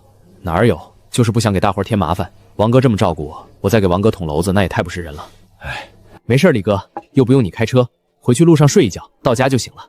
李股长，我看药材公司的收购单上收的都是些大陆货。李长风眼底那点笑意一下深了，知道正经话到时候了。你说山上跑的还是土里埋的？山上跑的都罩起来了，土里埋的也都挖得差不多了。现在这时候想弄点像样的东西难喽。小孙，你先回车里眯一会儿吧，要不一会儿开车又该犯困了。你有路子？山里有几个把头和我父辈熟，山上跑的那就得慢慢碰了。不知道李股长走的是刘缺子这条线，还是走的王炳春那条线？都走。李股长，现在南边的市场已经放开了，也不一定非得干那些玄事，把大陆货好好经营起来，也是一笔不小的进项。靠这些草根子能捞出多少瑞水来？白扯。这就得看怎么经营了。如果光靠着一个人去收，就算让你一斤挣几毛钱，也难发大财。那倒是。如果李股长这边能把路子踩实了，想要多少只管说话，有货的事儿我可以全包。如果我要4000斤黄芪，你能帮我收上来吗？2吨没问题，可我本钱少，你得容我分几批交货。好，要是老客看好了咱的货，让他给你垫点钱都没事儿。李哥，那这价钱比广家的收购价多这个数。他拿了2毛，给我3毛，不算太黑，这笔账立刻清了。李哥，这4000斤黄芪你让我多久交齐？不急，只要你把质量挂好了，时间长点也能等，1个半月吧，差不多。像黄金、苍图这些稍贵点的你也可以收，我都给你往上挑几毛钱。李哥，那我回去可就往大扑腾了。你就干吧，只要东西好，咱就不愁出不了手。只是李哥，我这1个毛驴子车也没法往吉春送啊。兄弟，我以后每个月来平安经销社3趟，顺便上你家喝顿酒，你不介意吧？李哥，敬你。今天来的人见少了，这可咋整啊？钱一文却一点没慌，反手就从兜里摸出2个铁皮小青蛙玩具。这个小青蛙是昨晚答应人家的，现在就给他。这个小青蛙先留着，下回用。这2样玩具又够忽悠钱多几天的了。跟你说正有事儿呢。你放心，他刘宝柱永远也走不到咱们前头去。可是刘宝柱那可是劫了咱们大半个屯子啊！就算他劫了整个三合堡，咱们也不怕他。你就等着吧，明天我就让你瞧好。英子心里稍稍安顿了些，却又想起了另一桩难处。你跟四叔说说，能不能抽点空把这筒子屋给鉴别开？鉴别他干啥？太不方便了。咋的？你这带着肚子还想要大折腾啊？你就不能小点声？声再大点，全屯子人都听着了。全屯子人都听着了这句话，一下把钱一文脑子里的主意点亮了。干啥去？我上大队去一趟，有点事儿。我刚才看你在二狗子家门口站了半天，干啥了？我找二狗子来帮忙，让他帮着咱们收药材。哪能用得了那么多人？来卖药材的一天天见少，这几个人还嫌一半呢。过2天再找2个，我都还怕不够用呢。我好像看见你给柱子钱了啊！他老娘的脚脖子不是崴了吗？我给他先拿点钱，让他先买点药。买药？你没跟着去啊？顺便看看葛君兰。这胡醋有劲儿，好事儿，总比不闻不问要强得多。你不说我倒忘了，一会儿还真得去一趟。干啥去？这屁股还没好利索，找葛君兰给上点药。去吧，有病了。没病谁往他那儿跑啊？去吧，晚上别回来了。好嘞，明天见。现在刘宝柱父子明目张胆的挑衅，虽然抢占了李长风这个上游，但这至少还得10天以后才能看到效果，眼前还得有点立马见效的举措才行。对，提高收购价格，还得用上大队大喇叭喊一嫂子，不光三合堡能听到，周边几个自然屯也都能听到。徐会计，我使一下喇叭播个广告。坏了，使不了，坏好几天了。这就奇怪了，我这耳朵有毛病了。昨天听到的是驴叫喊。刘忠被这话顶得干瞪眼，一时竟接不上来。不行，这耳朵得找老格头给看看。年纪轻轻的，连人声和驴叫唤都听不出来了。咋了这是？打针的没在家？刘忠他说喇叭坏了，不让用。去他汪汪的！咱不用他那破玩意儿，我就不信干不过他。三嫂走，你走小前街，我走后堂街，我还就不信了。他四婶子，你咋不问问任务是啥就走？哎呀，对，你看我这脑袋，大侄子，你想要广播啥玩意儿？你是不是要涨价？而且不是一般的涨，我要涨到比平安供销社都高。你这孩子是不是得上老葛家看看去了？咋还冒上虎气儿了呢？收价比卖价都高，你正西北风啊？我有新路子了，高价收也能比他家挣得多。今天咱们紧紧手，把存在院子里的这些都收拾出来，赶紧卖了，不然过2天钱又得不够用了。众人虽然没完全听明白，可见他话说的这么硬，也都跟着动了起来。这是真收上药材了，而且还堆了一院子。是啊，你看老钱家人看样子都出动了。他四叔不是说和他老死不相往来了吗？怎么现在又帮上他了？亲家来了，咋不进院呢？杵在那儿干啥？给你姑爷当门神呐？爸妈，你们咋来了呢？你爸不放心，非要来看看。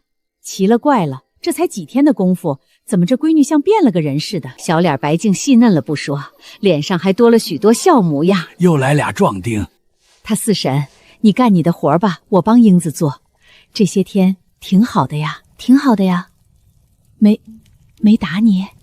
虽然有时候偷摸的喂过几家，但那个能跟妈说吗？藏好了，别再让他给翻去。你留着花吧，我这儿有。咋这么多钱？他都搁你这儿？买药材的钱。这就是牛黄，好像是屎球子。我听他说这东西都赶上金子值钱啊，咋让你说还成了屎球子了呢？那到底能值多少钱？我听他说得值10来万呢。妈呀，就这一小块10来万。呐，那快点割起来吧，我哪是看10来万的眼睛。英子转身掏出一包糖，剥了一块递过去。给我大孙子留着吧。妈，一块糖算啥？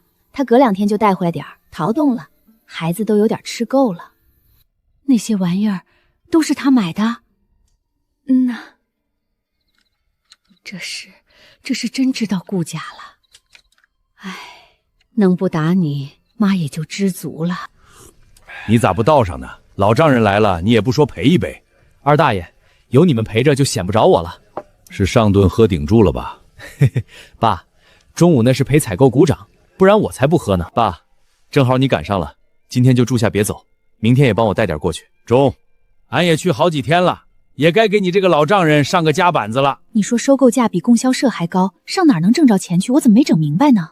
我中午请吃饭的李长风，私下和南边老客有来往，定好了让我1个半月收4000黄旗。4000斤黄旗哪有那么多？不难，车一跑开，40天就够他凑齐。那4000斤就得1万多斤湿的，咱2毛多钱收，就是2000多块本钱，哪有那么多？又不是让你一下都拿出来，明天把除了黄旗的都卖了，这不就出钱了吗？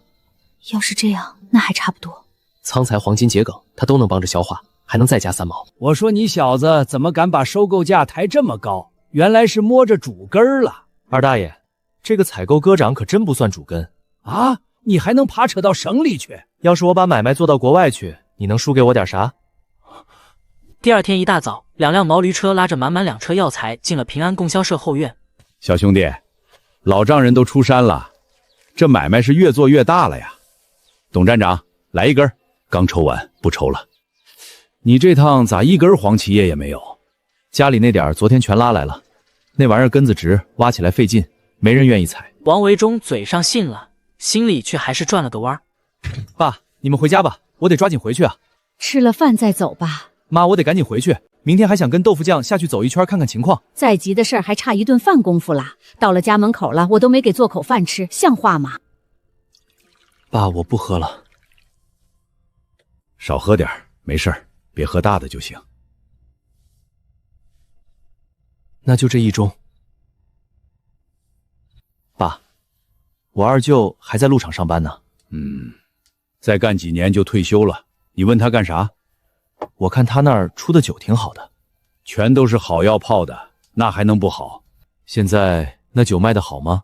白扯，价太高，没几个人买，买也多半是拿去送礼。后来就不咋出了，1年泡那么几回，留着送人。我二舅在那儿干啥呀？技术员。爸，二舅工作的鹿场离这远吗？远，离吉春还有20多里呢。你打听这么细干啥？你要去？我看那酒挺不错的，想去看看。费那劲干啥？让他找人给烧回来2瓶不就得了吗？爸，我不是要喝，我想研究一下这酒是咋做出来的。得，你这姑爷子胃口咋突然变大了？研究那玩意儿有啥用呢？你那4000斤干黄芪钱儿可不细呀，能倒腾开吗？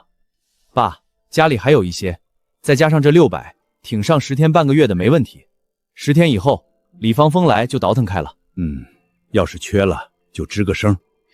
要不一会儿你就直接支出来给他拿上吧。妈，要是真需要我一定说话，现在看是真用不上哈。好，要是用得着了，可一定说一声啊，别自己干憋着。让你拿你就拿着呗。那可不行，到时候耽误了你兄弟娶媳妇儿，该埋怨我了。丈母娘哪有不疼女婿的？辛苦养大的闺女可在人家手里攥着呢。那也得看啥样的。之前那顿大板销，现在想起来后脖梗子还冒凉风呢。二狗子干活咋样？干活倒是行，就是老拿斜眼溜着看人。全指着这个宝贝蝈蝈肚子出货呢。他那是怕你，不敢正眼瞧你。我看不着。二兄弟，今天早点回去吧，把这个拿上。嫂子，这是干啥？这长度都回几回锅了，你二舅妈腿脚不方便，你得多惦记惦记她。二狗子，明天早点来，替我去趟平安。啊，我一个人去啊？我明天和李哥出去走走，只能你自己去平安了。你让他一个人去能行吗？又是车马又是钱的。媳妇儿，用人不疑，疑人不用，是人是鬼，总得给他机会现形。李豆腐酱又拉回来1车药材，钱一文搭眼一看，杂七杂八什么都有。李哥，明天打算往哪边跑？前2天和3丈岭的人定后了，明天走完黑瞎子沟就去3丈岭。好，那明天我和你一起去溜达溜达，顺便了解一下情况。3丈岭的路又远又不好走，4、5点钟就得走，你能起来吗？没事，李哥，半夜12点都能起来。行吧，那就这么定了。看来还真是有必要去下边看一眼。我也看他眼神好像不对，是不是有啥事儿不想让咱们知道？媳妇儿，你说的好像真挺对。这么点眼前的事儿，我还看不出来？李哥，我给你约秤，你给算算账就行。不用你，快上屋，你先吃2句子干豆腐垫垫地儿吧。要不你上屋里吃去吧，这是我妻侄儿家。尽管李豆腐酱动作躲躲闪闪，可秤砣撸到哪儿，钱给了多少，钱一文都看得明明白白。车马劳压点价本也在情理之中，可你压得太低就不是长久路数了。一旦有人给价更高，这些山里人还会把药卖给你吗？4000斤黄芪要是不能按期交上去，和李长风那条线就得立刻受影响。哟，二山神也来凑热闹来了，你咋没踩点来卖呢？二山神，这段传奇原来就藏在离家这么近的地方。这些玩意儿能值几个钱？在二山神眼里倒是不值几个钱，可这几年也没见你拿回来一个棒槌。满洲国那阵儿，我单棍操四方顶上抬出来的5匹叶，换了8响地。那么有能耐，咋不进山了呢？哎，好汉不提当年勇。李哥，你问问熟人，他刚才说的那些是不是真的？那错不了，他叫二山神，当年编外参把头里排第2。那排第1的是谁？大山神？可惜摔死了。过老尖山去四方顶的时候，老大滚下来了。豆腐酱子，你还哪天来啊？后天吧，容你们点空，让你们多挖点。大伙儿先都别走，一会儿我有好事跟大伙儿说。钱一文说完，接着把李豆腐酱直接拉进了屋里。干啥呀？李哥，我不拿你当外人，有话我就直说了，说深说浅，你别怪兄弟。咱哥俩用不着说这话，有啥你就说吧。李哥，咱这么干可不行。隔这么远，算账我一声没出，拿钱约秤又都是手捂手摁着的，他咋看出来的？我寻思这好几十里来回，道又不好走，我就压了点价钱。李哥，你的心思我能理解，但你这可不是压了一点价，万一再跑出来个4万子5万子，你是不是还得被迫抬价？我刚收药时失货只比供销社低1分，没几天就冒出来个刘宝柱，你忘了？与其以后被动抬价，不如现在把价定高点，把鼓锤子交到竞争者手里。这个退堂鼓得让他们自己打。李哥，一会儿出去你就把黄芪的收购价格调上来，就按我给你的价格收。那我不是白玩了吗？李哥，兄弟能让你亏着吗？你那4分钱都从兄弟这儿出，那你还能挣钱了吗？我也不能瞪着眼睛干赔，也无非就是少挣点，但能把这个市场稳住，咱哥俩才能走得稳，走得远。中，啥都听你的，你说咋就怎么办？有啥话快出来说呀，着急上山呢。李哥，一会儿出去你就按刚才咱俩定的说。兄弟，我这嘴笨，还是你说吧。行，那兄弟就替你说。不1斤，这不是和平安供销社的价一样了吗？大伙儿听我说，我们也是帮着供销社收的，今年上头给的任务量大，让我们按他们定的价格收，好让大伙儿都积极交售。那你们挣啥钱？我们挣的是供销社的钱，大家伙儿辛辛苦苦挖点药不容易，我们哪能克扣你们呢？以后尽量保证天天来人收，你们采的药就别再往土豆窖里闷了。是谁我就不说了，以后别这么干就行。药是治病的，坏了大家都脱不开责任。谁家要是有在当地买不着的东西，可以和李哥说，李哥来的时候会帮大伙儿从平安带过来。你咋看出他们把药存放土豆窖里的？李哥，你2、3天才来一回，人家还能等着药材风干了卖给你吗？那一股发霉的味儿，我老远就闻着了。明天这趟让二娃子和你一起来，让他熟悉熟悉道。四叔，你和泥干什么呀？脱点皮。脱皮？你媳妇儿让的，说要砌坚壁墙。也好。二好子今天卖了多少钱？280多，票子和钱我都给嫂子了。收药的没问你啥呀？问了，问你咋没来？我说你在家窜稀呢。你个汪汪才坏肠子呢！呸！今天倒了大霉了，碰上。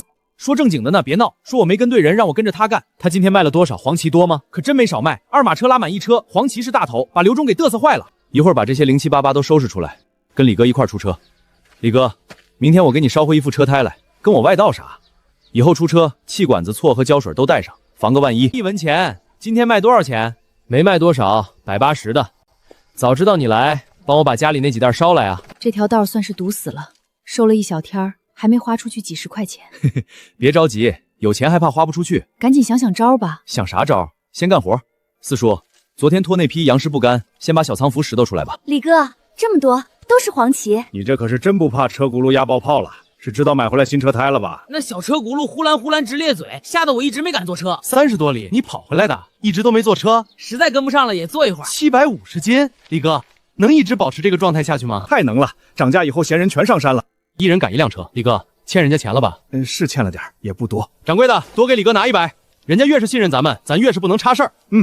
要不把咱爸那骡子车借来使唤几天？眼下正是汤头遍地的时候，人家那骡子还得干活呢。隔三差五用一趟也不耽误啥。你要抹布柴，我去说去。你可拉倒吧，消停在家待着，别再把我儿子给嘚瑟出来。你个熊玩意儿，啥汪汪都说。还有你们家这么做买卖的，收购价比卖价都高，这不是顶人玩吗？价又不是你家定的，我愿意多少钱收就多少钱收。妈，怎么了？没你事儿，你一边待着去。今天我就好好和他掰扯掰扯。我问你，咱两家谁先收的药材？谁先收的能咋的？行你家收就不行别人收了。管闲事儿还管别人家院子里来，爷俩瞪着4个大水泡子，站大街上截人都截不住，咋回事？自己不会寻思寻思？你私自涨价，这就不对，这是扰乱秩序。怎么的？我给老百姓点实惠，你这个大队干部看不惯了？你不是天天叨叨着为人民服务吗？你也提价啊！你比我们家价高，老百姓乐呵了，我就算赔了，我也跟着乐。你汪汪有那个破吗？你给我等着！谁也不能说死石头就死去。老娘打今儿起就天天坐家等着你，看看你能把老娘咋的？你以为还是当队长那时候吗？妈，你消消气，跟他生气犯不上。我能跟他真生气吗？真有意思。这些牛黄你保管好，千万别挤压，这玩意儿易碎。拿着干啥？你要卖了？有点用处。晚上咱躺被窝里慢慢说。滚！兄弟，到20号的时候还能有这么多不？这你得问你们一家子。啊？下边的事儿，经李豆腐匠手办的，他比我知道的多。前2天我又往山里跑了几个屯子，那边更偏，去一趟就不少往回拉。李哥，说重点。要是都放我七侄家里不往回拉，你想还拉走这么多，我用不了10天就能凑齐。那你就不用往回拉了，咱们下趟还像今天这样，把车直接开那儿去装。李哥，老这么整不好吧？你开的是公家的车呀。小孙不说，谁能知道？到时候给他整条烟，他都得挂10档给你跑。小孙，往那边去的路怎么样？好不好走？倒没啥太难走的地方，就是靠山进水的地方全是水打沟，不敢快开，颠得厉害。哦，没事儿，正好明天骡子车不用往平安跑了，我赶上车，拿锹把那些沟都给你出溜平了，保证你下趟来走的都是牛皮地儿。小根蒜咋不收了？我看还有不少往上交的呢。二大爷，小根蒜到了汆塔的时候了，将气往上一渡，那点好东西都用到传宗接代上了，药性不够了。中，那我让他们把手里的交上来，就不挖了。二大爷，等我回来，你还得去黑瞎子沟。中，瞎子跳井哪儿还不被封呢？发配到哪儿就在哪儿眯着呗。李哥，知道现在牛黄什么行情吗？你有？李哥，当我爸在山里收药材的时候，碰到一户人家杀牛，杀出了牛黄。我爸差不多花光了家里所有的积蓄，给买下来了。这些年一直也没出手。有多少？你知道成色吗？应该能有300来克吧，具体啥成色我还真不知道。药材公司收是85，要是碰上好买主，能卖到90多吧。李哥，有合适的买主吗？有。人在吉春吗？一个安徽的老客，不在吉春，在省里，不过哥一个电话他就能来。安徽老客是王炳春吗？我听说他老家不是东阳的吗？你俩认识？我不认识，只是听说过专收细货的知名人士，行里边有几个不知道的。李长风先是一惊，随即又把第一次见面时那点话头给串上了。那明天我给你引荐引。老吴，耽误你一会儿，我这儿有点东西，帮我看一眼。李股长啊，又得着什么好东西了？牛黄，这玩意儿可是好几年都没看着了。老吴把牛黄翻来覆去看了半天，神情越来越认真。好玩意儿啊，这个是老东西，多少年了？有10来年了吧。经管的挺上心的，跟上个月刚取出来的似的。你这点东西顶2个万元户了，这么多钱，盖个小楼都够用了。山沟子里哪用得着盖那么好的房子？有个砖房就不错了。准备什么时候动工？李哥，还是先找施工队吧，先确认一下今年能不能完工，我好回去办宅基地的事儿。最好是那种能帮我跑跑材料的。八字还没一撇呢，瞎张罗啥呀？万一不成多磕碜。弟妹，现在这东西这么缺，我一个电话过去，他都得半夜光腚跑过来。你们家这口子，那一看就是文化人，起那名儿都和我们不一样，一文一文多好听。兄弟，你这名文绉绉的，是有啥讲究吧？李哥，也没啥讲究，可能是我爸想让我成为一个和他一样的文化人吧。所以给我取名叫一文。那这么说，老爷子也是个文化人啊。你听听我爹给我起这名，还长风，要多土有多土，挺好听的呀，永远成风。李哥，你为什么不现在就给王炳春打个电话呢？水晕蛋黄，杯底无渣。小老弟呀，成色差了点儿。昨儿药材公司才说是上好蛋黄，公家85，我给你个公道价，86，多了我可不能收了。老板，出不到95，我就先不卖了。他低头把牛黄往回包，手越慢，屋里越静。5、600种中伤药都得用这东西，国产进口加一块都远远不够。反正我也不急用钱，先留着，过年涨价了再出手。王炳春心里一紧，知道这小子做过功课。包时候加点小心，要是碎了，以后86都卖不上。再过阵子五维子快收了，准备的咋样了？还是那几条路子，去年那个量没问题。我1吨再给你涨80，量翻1倍，行不行？15000斤，你个败家娘们儿，就干愁着，再不伸手，回去的车就赶不上了。这熟悉的感觉又回来了。他把牛黄一收，转身就准备往外走。这人咋汪汪的这么犟呢？李长风心里门清，一克差5块，这一单差1000多。回来吧，回来吧。秤盘一晃，233克。那块最大的胆黄是方形的，方的圆的有啥不一样吗？若指这几块本该是圆形或卵形，方的说明胆囊里很挤。老板，方的圆的药效一样，管他那么多干啥？兄弟，事儿办得够敞亮。哥知道你刚才周旋半天，句句都是替我说的。今天别回了，上我家整几个硬菜，咱好好喝点。不了，老人孩子都在家，在外头哪能安心？你就不用取太多了，看着给点儿，不坏规矩就行。2330块，1分都不能少。真要是哥照顾兄弟，到家甩个1800那另说，何况我这房子还得指望你帮我找人盖。这点小事交给我，你那边有信，我就给你摇人。回来的客车晃晃悠悠往前开，窗外树影一节节往后退。他靠在座位上，终于露出一抹踏实的笑。李长风这条线儿算是稳定了。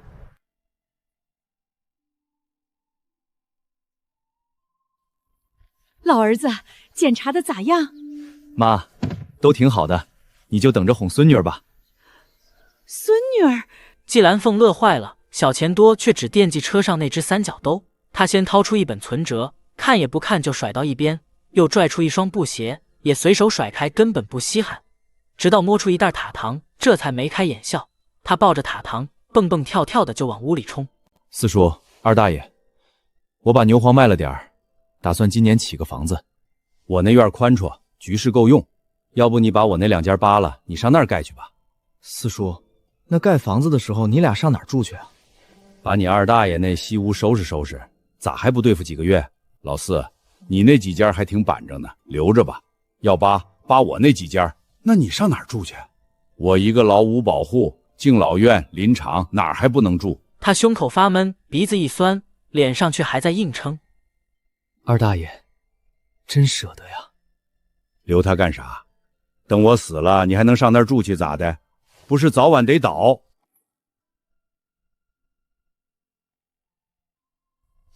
房子是在这个房产附起吗？不是，是另一个。那个房子也是你的名吗？不是，是我二大爷的。那也不行啊。走，去看看房子去。你这比原来的房子可是大太多了，这可不太好办呢。我这也是有实际困难，同志。我二大爷是五保户，四叔四婶没儿没女，我寻思着盖个房子把他们都经管到一起，就省得给县里添麻烦了。好，有觉悟，把这条记上。你和耿所长啥关系啊？没关系啊。你向村委会申请了吗？呀，也不知道这事儿啊。耿叔就说让我在家等着就行了。正好到饭点了，两位同志上家去，吃完了再走。不用了，待会儿我们正好从村委会路过，帮你补一个得了，也不麻烦。耿所长不是让你在家等着吗？李叔，这么办合规程吗？你懂多少规程？再学几年吧，这事儿就算妥了吧？那咱们抽空就开始扒房子吧。还不行，手续得走到县土地局才行，快慢可全在老耿头。这是咋了？多大个事儿，像他妈你爹咽气儿了似的。我早说不行，人家大城市姑娘哪可能扑奔咱这穷地方来？爸妈，你俩先消消气儿，我和老弟唠唠。没戏了，你也是念了10几年大书的人，咋这么想不开呢？姐夫，那我这几年不是白等了吗？你换个思路，咱就当他是个陪练，你就当是练手了。昨天我和你姐看了一眼，人家四凤子也没像你说的那样，我看跟你姐比也都没差到哪儿去。姐夫，他和秦莹那可没法比，你费劲巴力去够人家，就算到手了，人家真能把你当回事儿吗？可四凤子对你的心思，我昨天可是全看出来了。他也太厉害了，小时候我都让他骑着揍过，这回他得让你骑，还得乐乐呵呵的。姐夫，你说这啥呀？我不懂。董树果被逗得耳根通红，整个人都乱了，那股钻死胡同的闷气到这会儿总算被拽出来了。你汪汪的到底去不去？跑腿的事儿还得你爹去干，都汪汪20多岁的人了，还想让我给你当小伙使唤？咱爸让你干啥去？让我去找耿叔，耿叔来家吃饭。老头子说的有道理，这活儿可不就得年轻人干吗？走，我跟你去。一桌子人边喝边唠，耿所长时不时就往董树果身上溜两眼。今天上午把宅基地丈量完了，态度咋样啊？耿叔，有了你的话，那态度能不好吗？没啥，都是正常工作。明天正好我去县里开会，我把材料带上，直接找局长给你办利索喽得了，省得你和你老丈人老是惦记着。耿叔，那可是太谢谢你了，来，我敬你一杯。干了3、4年了，像你这样想着办手续的可真是不多。钱一文心里一动，暗暗好笑，这点意识都没有，我那几10年不是白活了吗？啊，没事儿，还能让他喝多吗？快进屋。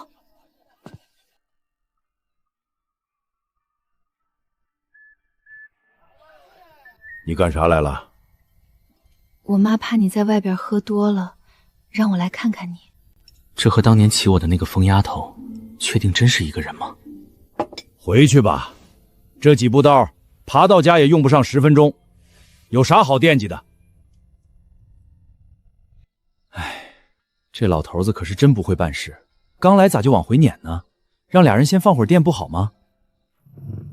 耿秋凤，拿手电了吗？外边可黑了呀。董树果，拿上手电，送送耿秋凤。你咋回来了呢？钱哥，又收了不少，都堆成山了。豆腐酱子让我回来接二大爷来了。不错呀，那一会儿吃过午饭，你就抓紧带二大爷去吧。哎，钱哥，豆腐酱子在那边又买了头驴拴车上了，我不想这么干了，我也想像豆腐酱子那样自己收。可是你一收不和他争嘴了吗？我上我老家那边收去，那边和他这儿根本不挨着，不犯冲。那还行。不过那你搁啥拉货呢？我这不是寻思着和你商量商量，把四叔这驴车借我10两天。这好像是不行，我当初都答应给豆腐酱了，现在反悔，那不成拆人家台了吗？你别着急，你这只是心头一想，还不知道你老家那边啥情况。你先骑上我这车子，去摸摸情况，然后咱们再想办法。要是打了广告真能收上来，就先用我老丈人这骡子车拉几趟。后续要是真行了，我借你点钱，你也拴辆车。真的？那我现在就走。着啥急，活老病嘎子了似的。你不吃饭，我二大爷还得吃呢。钱哥，我觉得你让豆腐酱子这么收，不是个曲子。咋了？啥都没个数，还把这二大爷一个死身子。主要的是时间一长，哪有一点不差的？你多了他少了的，我怕到时候一闹扯起来，你和豆腐盒子连交情都没了。行，就按你说的来吧，我定个价，你们俩都按这个价交。可有一样，分等的时候要是差事儿了，我可不容。周转的钱还是得钱哥给出。没问题，今天你跟哥说了这么多，哥得谢谢你。以后哥有啥想不到的，你看出来了就早点给哥提个醒。哥，还有个事儿，五味子马上就要开始采收了，你宣传的时候把这事儿也顺带捎上。过2天我给你报价。钱一文，你老丈人来电了，说你的宅基地批下来了，让你上他家去拿批复文件。左邻右舍有听着的，去他家告诉一声。老弟，这是2建的肖队长，都是好哥们儿，有啥想法你就直接和他说就行。钱一文把图纸摊开，朝肖队长轻轻推了过去。你家多少人呢？盖这么大的房子？人倒不多，但家数多。照你这么说，那是得3开门，这可就是大6间了。再沉上地基，包工包料的话，还不得1万大多？现在钢筋在黑市上买，得2000多一吨。那今年能完工吗？有点紧，得马上动手了。肖队长，眼下我手里这1800，你先拿上，就当人工费了。以后材料进场，到一批我结一批，完工后一起算人工费。干了这么多年包帮头子，我还是头一回先拿到人工费。老肖，你还怕人家不给你料钱咋的？别看小兄弟狗大年纪，可腰却有老牛那么粗。你的兄弟那就是我的兄弟，我哪能信不着呢？二大爷，起这么早啊？哎，你这大早晨的咋还喝上酒了呢？二大爷，舍不得了，有啥舍不得的？旧的不去，新的不来，这房木能不能有点用性？二大爷，咱盖的是楼座子，平顶钢筋水泥的，用不着木头。那柱脚总能用上吧？这些房木都是你爸当会计的时候，我俩从东风林场拉回来的。二大爷，我老丈人一会儿来，我让他把照相馆的人也带来了，一会儿咱们坐这房子前边一块捏个影。好，留个念想。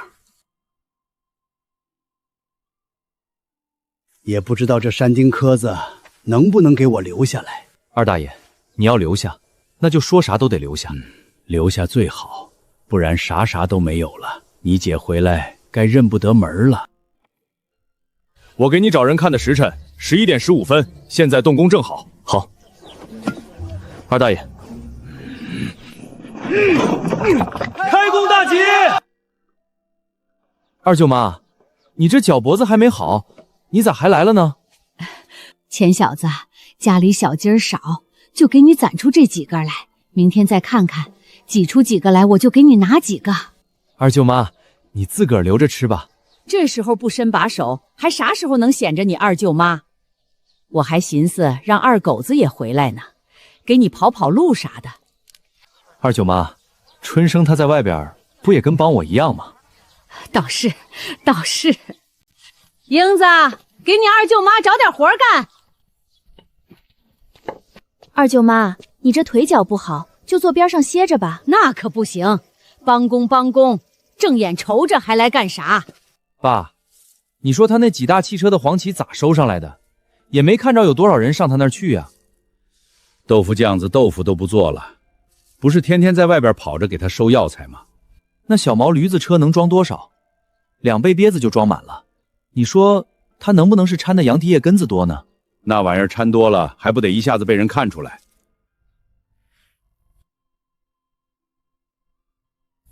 那就奇了怪了。你就让他得瑟吧，作大劲儿了，不是啥好事儿。爸，你干啥去？上老钱家。你上他家干啥去？有那酒你喝他不行啊？一人做事万人看，我是大队书记，花大面总得过得去，不能让人挑出毛病来。话说的堂皇，人却已经揣着别的心思上路了。于德水，哥，干啥呀？明天你起点早，带上干粮，找俩知根知底的人，给我整几百斤羊脊叶根子回来。钱小子，可真是出息的不善啊，盖上砖房了哈。刘叔，你能来看一眼，我这心里就很高兴了。你看你还拿啥东西？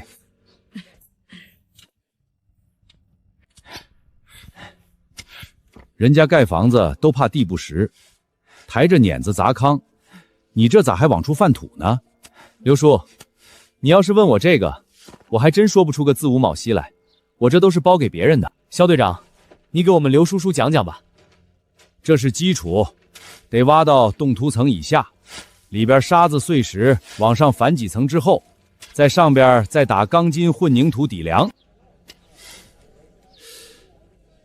又是钢筋又是水泥的，那得扔进多少钱去？不扔也不行啊！这主要求高，50墙，举架3.3米，房子面积再大点，上边还得架预制板，没有个好地基可不行。多出这几千块不白花。这整利索喽，得不少钱吧？这大房子盖下来还不得个7、8千块，可劲儿使了啊！我大队那边还有事儿，我先回去了，你们忙着吧。7、8千块，糊弄鬼呢？那几捆子钢筋明晃晃的放在那儿，就那一堆玩意儿就得值个几千块了。他哪来的钱？收点药材就挣这么多？我好歹也收了几天了，有多大的力我还能不知道？就算是他那2大汽车的黄旗都是捡来的，也就值个5、6千块顶天了。老李，给我来一盒金葫芦。刘村长，这是干啥去了？老钱家盖房子，我去看一眼。咱们村好几年没人盖新房子了，你没去看看热闹？我得守铺子呢，哪有那看热闹的心思？早晨送去2袋花生米，还是锁上门去的呢。我看那房子整得挺大呀。够局势，再往长抻抻，都快赶上咱们那小学球了。他盖那么多间干啥？那2口半人，我听人说是要把前陈和前武都归置到一块儿，要不然能盖3开门大连景吗？这光听说给儿孙盖连景的房子，还头回听说给叔叔大爷盖的。老钱家这是活回去了。这么大的房子盖下来得不少钱吧？往少了说也得1万4、5吧。这小子也没见他有多少来钱道，啥时候变得腰杆子这么壮实了呢？这人呢，发达一时，没听过那句老话吗？马无夜草不肥呀，马无夜草不肥。刘支书，刘支书，干啥？你烟忘拿了。刘支书，记账啊。剩下的存着，下回一起算。我汪汪的咋算计咋不对劲儿，开春还让账主子撵得直往苞米杆子垛里藏呢，怎么现在就能盖起1万多块钱的房子呢？啥玩意儿？能值那么多钱？你听谁说的？李德福。他说那玩意儿能有准吗？那红砖才2、3分一块，能用多少啊？人家李德福好歹也是扒拉算盘子的，哪年不上县里去学习2回？就算是他没盖过房子，但知道点钢筋水泥的价格还奇怪吗？爸，你是不是怀疑那牛黄？怕是他得了咱们的牛黄。不是在咱们手里吗？这玩意儿又不是苞米黄豆，咱们哪认识？不行，明天我和你妈得去找你舅。找他干啥？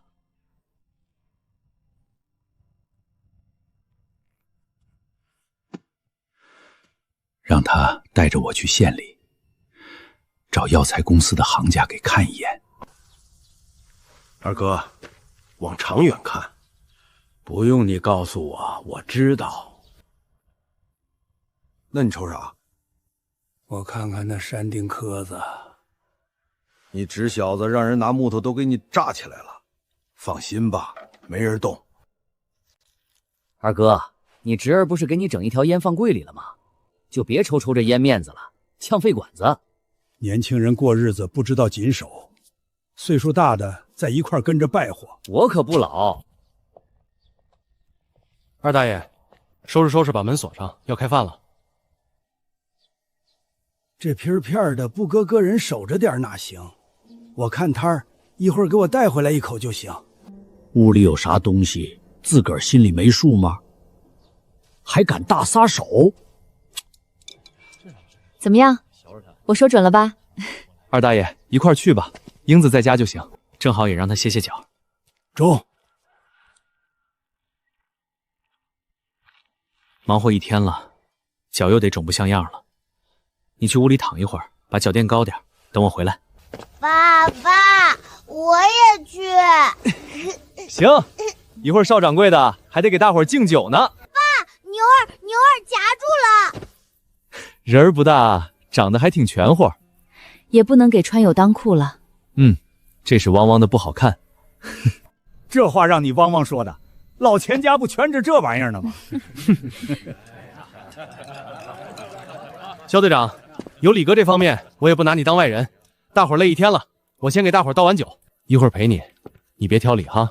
去吧去吧，我这儿有垫嘴的，闲不着。扒拉什么玩意儿？扒拉硬了挑你眼皮。哎呀，啥嗑都敢唠，信不信我给你这玩意儿撅折喽？你小子中过道子吧？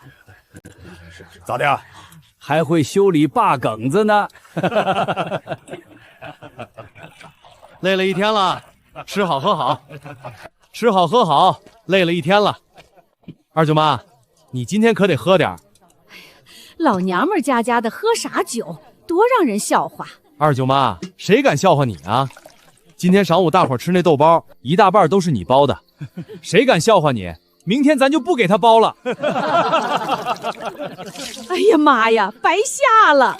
哎呀妈呀，这可喝不了，快折回点去。喝吧，二舅妈，喝点酒活血。要是实在喝不了，你就拿它揉揉脚脖子。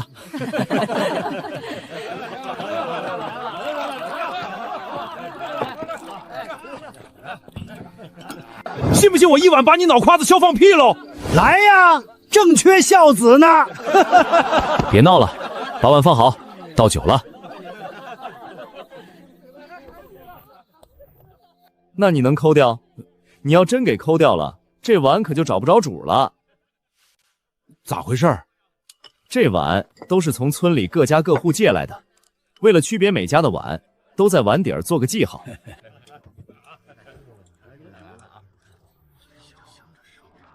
啥也不懂。这借东西的活好啊，溜溜达达的。明天我干这活得了。那可不行，盖房子的事儿离了你哪行？再说，那活你也干不了。我咋干不了？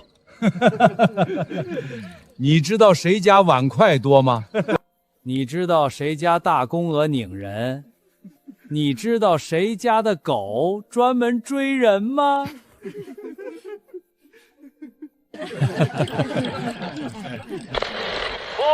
说个事儿哈，刚接到上级通知，汛期将至，东方红水库琥珀工作迫在眉睫。这一次要求没出齐义务工的，明天都得参加。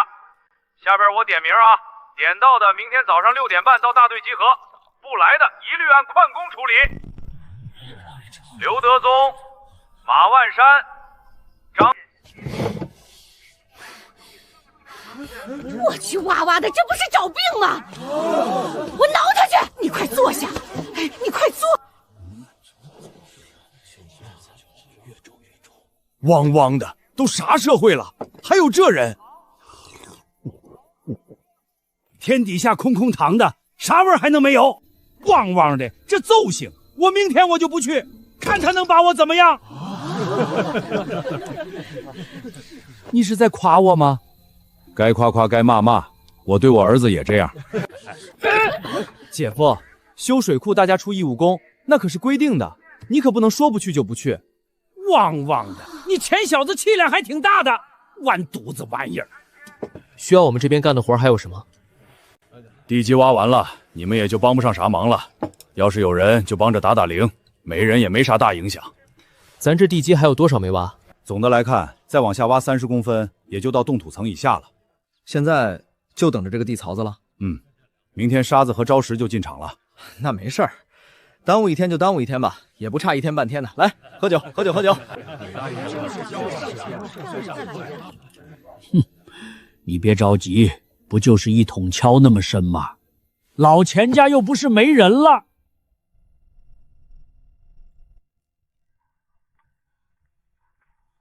二大爷，回去睡觉吧。这不是有帐篷吗？我都和我妈说了，把里屋给你导出来，你还睡帐篷干啥呀？咋的？人家能睡，我就不能睡了？当年在山里倒套子的时候，穿大皮袄睡雪壳子，不也挺过来了？有个帐篷，那都是享受。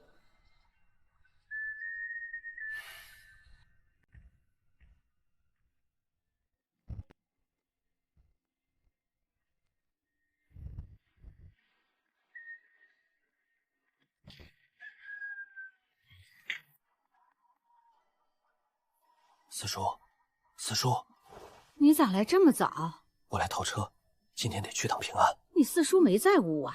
这是又撂哪儿去了呢？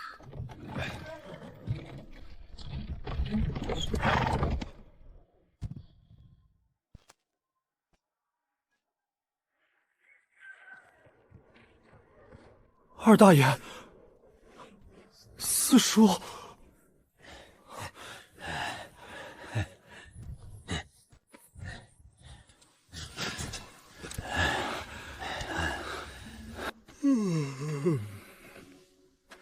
我还寻思扑通扑通的闹了一宿的耗子呢，原来是你俩呀！肖队长，耽误你干活了没有？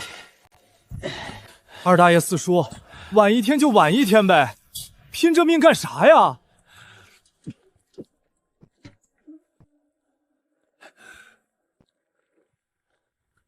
快点上来吧，待会儿人多了再挖吧。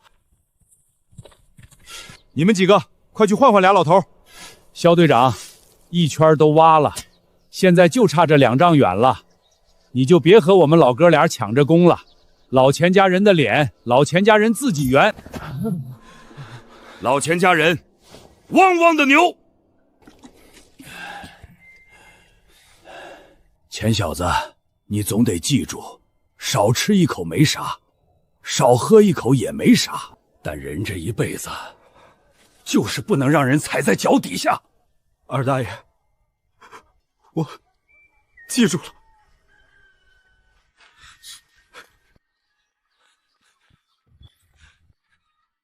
英子，妈，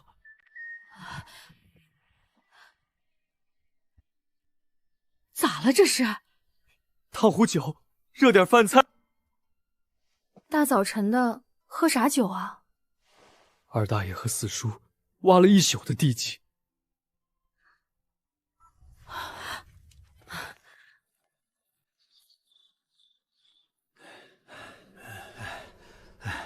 二哥，你看看，我比你得多挖7、8米吧？哼，你比我年轻好几岁呢。我要是你那岁数，你可挖不过我。你也不赖，你也不赖。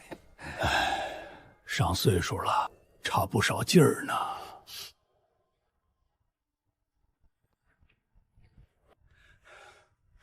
给我吧，我跟你四叔换着擦擦得了。二大爷，咱们是一家人，你跟我自个儿的亲爸差啥呀？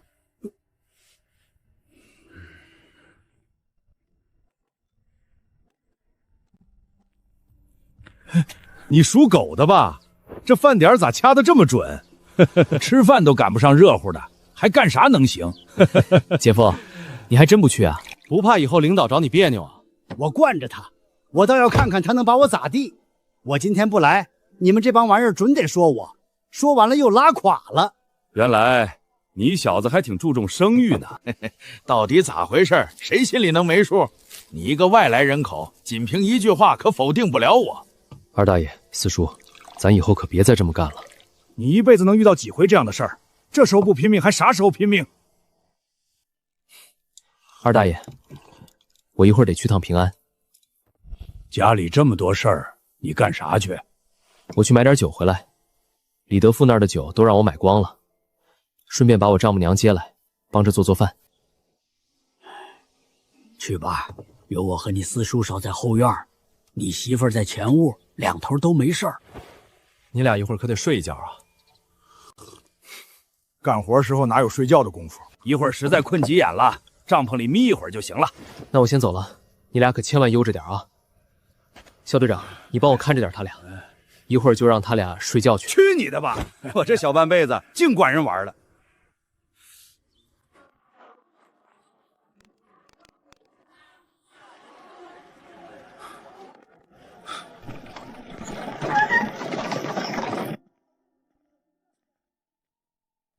同志，王哥呢？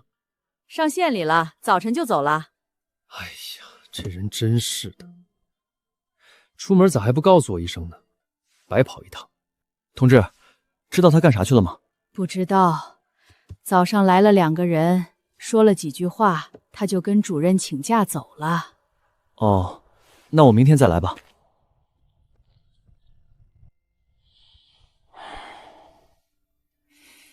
钱一文那小子肯定有事儿，越琢磨越不对劲儿，我得做点啥。老婆子，别睡了。这么早干啥？我领你上吉春，辛辛苦苦的扯几尺布，给你整件新衣裳。你汪汪的还能那么好心？顺便上药材公司去一趟，看看这东西到底是咋回事。我去有啥用？药材公司是能给我里子，还是能给我面子？咱让兄弟跟着去，几尺布做件衣裳。我倒是想自己去，不带老婆子，王维之一定不会惯着我。老王，你怎么还跑来了呢？今天也不开会啊？李股长，我找老吴有点闲事儿。那你快去吧，我看他刚进屋。你和他熟吗？用不用我带你去？不用不用，我和老吴在一个工作队待过，熟。那我就先忙我的去了。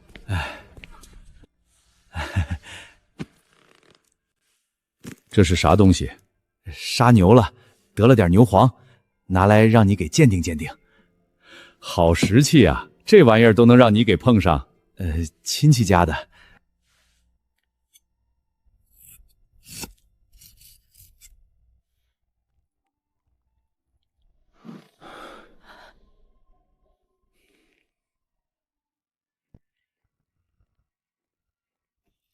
这是你啥亲戚啊？我姐姐和姐夫。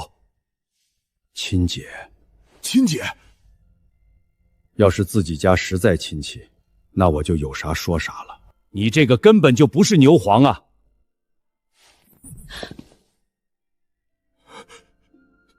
咋可能？牛是我杀的，这东西也是我眼看着从牛胆里拿出来的呀！确定是从胆里拿出来的？那还有错？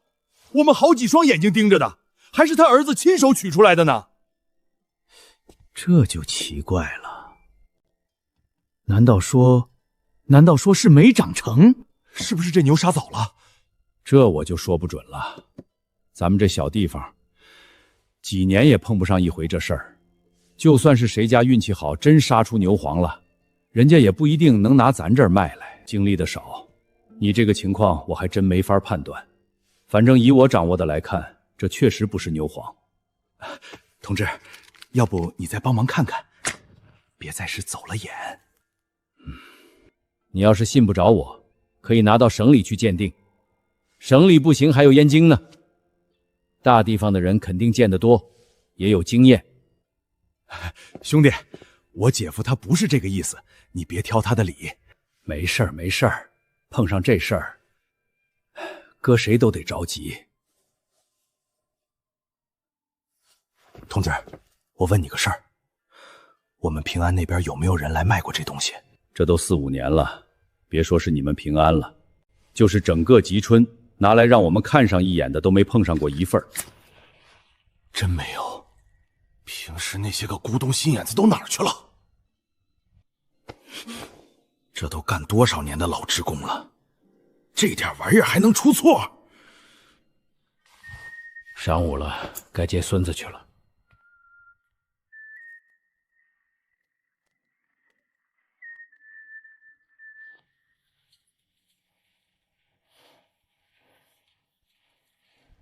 我怀疑就是那个姓钱的把牛黄给调了包。没凭没据的，你可不能瞎说。跑不了他卖高的。这大忙的，你怎么还跑出来了呢？我儿子说想他姥了，我来接你，顺便买点酒带回去给帮工的喝。妈，这点东西你找个严实点的地方，帮我藏好了。是牛黄。那可得找个好地方掖严实了。婶儿，姐夫，来买东西。姐夫，房子盖咋样了？还没有啥模样呢。树果说等过几天要带我去看看呢。欢迎啊，到时候提前告诉我一声，有去拉药材或者送料的车，就把你们捎去了。不用麻烦，我俩骑自行车去就行。好，自行车好啊。妈，那个王胜利的对象叫啥名啊？一个服务人员，怎么一见着咱家人就那个脸色呢？你说李瑞玲，老李家那支子人都一个德行，看着谁都那样。哼，有个当镇领导的爹，有点傲气也正常。哼，他那爹还不是靠那个姓柳的县领导，当个破镇领导，这把他给嘚瑟的，天天倒背着手，脑瓜带痒的像抽羊角风，扳不回来似的，这辈子都看不着脚面子。可是，我看他对别的顾客可不那样啊。那八成是看着对心情的人了吧？你看看，还不是的，碰上不对心情的就把脸拉下来了，哪有个为人民服务的样儿？自己过自己的日子，挑人家那个干啥？又哪有几个像咱们家那样的？咱们家的妈，四凤子都成咱家的了。快了，快了，咱家的粮食都省了。妈，那不对劲儿啊！要是真成咱家的了，咱家不是应该废粮食才对吗？妈呀，这不能以后归了人家吧？妈，你家就一个儿子，老耿家不能跟你抢。那倒是，要真是做了人家的上门女婿，他那些叔叔大爷都不能让。妈，我爸不就哥一个吗？啊，我说的是远支，都出了五福的。算上远支的，也就树果一个。那倒不是，树果也有几个远支的叔伯兄弟，可就是都没有生男孩。他二大爷家那个哥哥为了要个男孩，工作都不要了，跑南方去躲着了，也不知道能不能生一个出来。不对呀，这和前世完全对不上了呀。前世我做大以后，明明是老丈人不顾年迈，亲自跑来把自己的一个未出五房的侄孙送到了公司。老丈人还千叮咛万嘱咐，说这个叫董庆的孩子命挺苦，让我无论如何对着好点儿。董庆送来的时候是2002年，20岁。原来我的儿子钱都没丢，而且还凭借自己的努力做了英多集团的高管。可是为什么老丈人不挑明了说呢？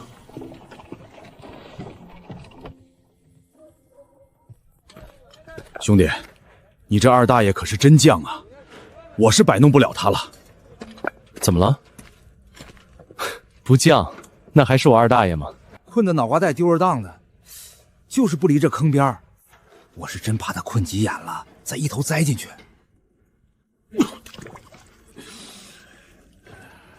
肖队长，那一会儿我说说他。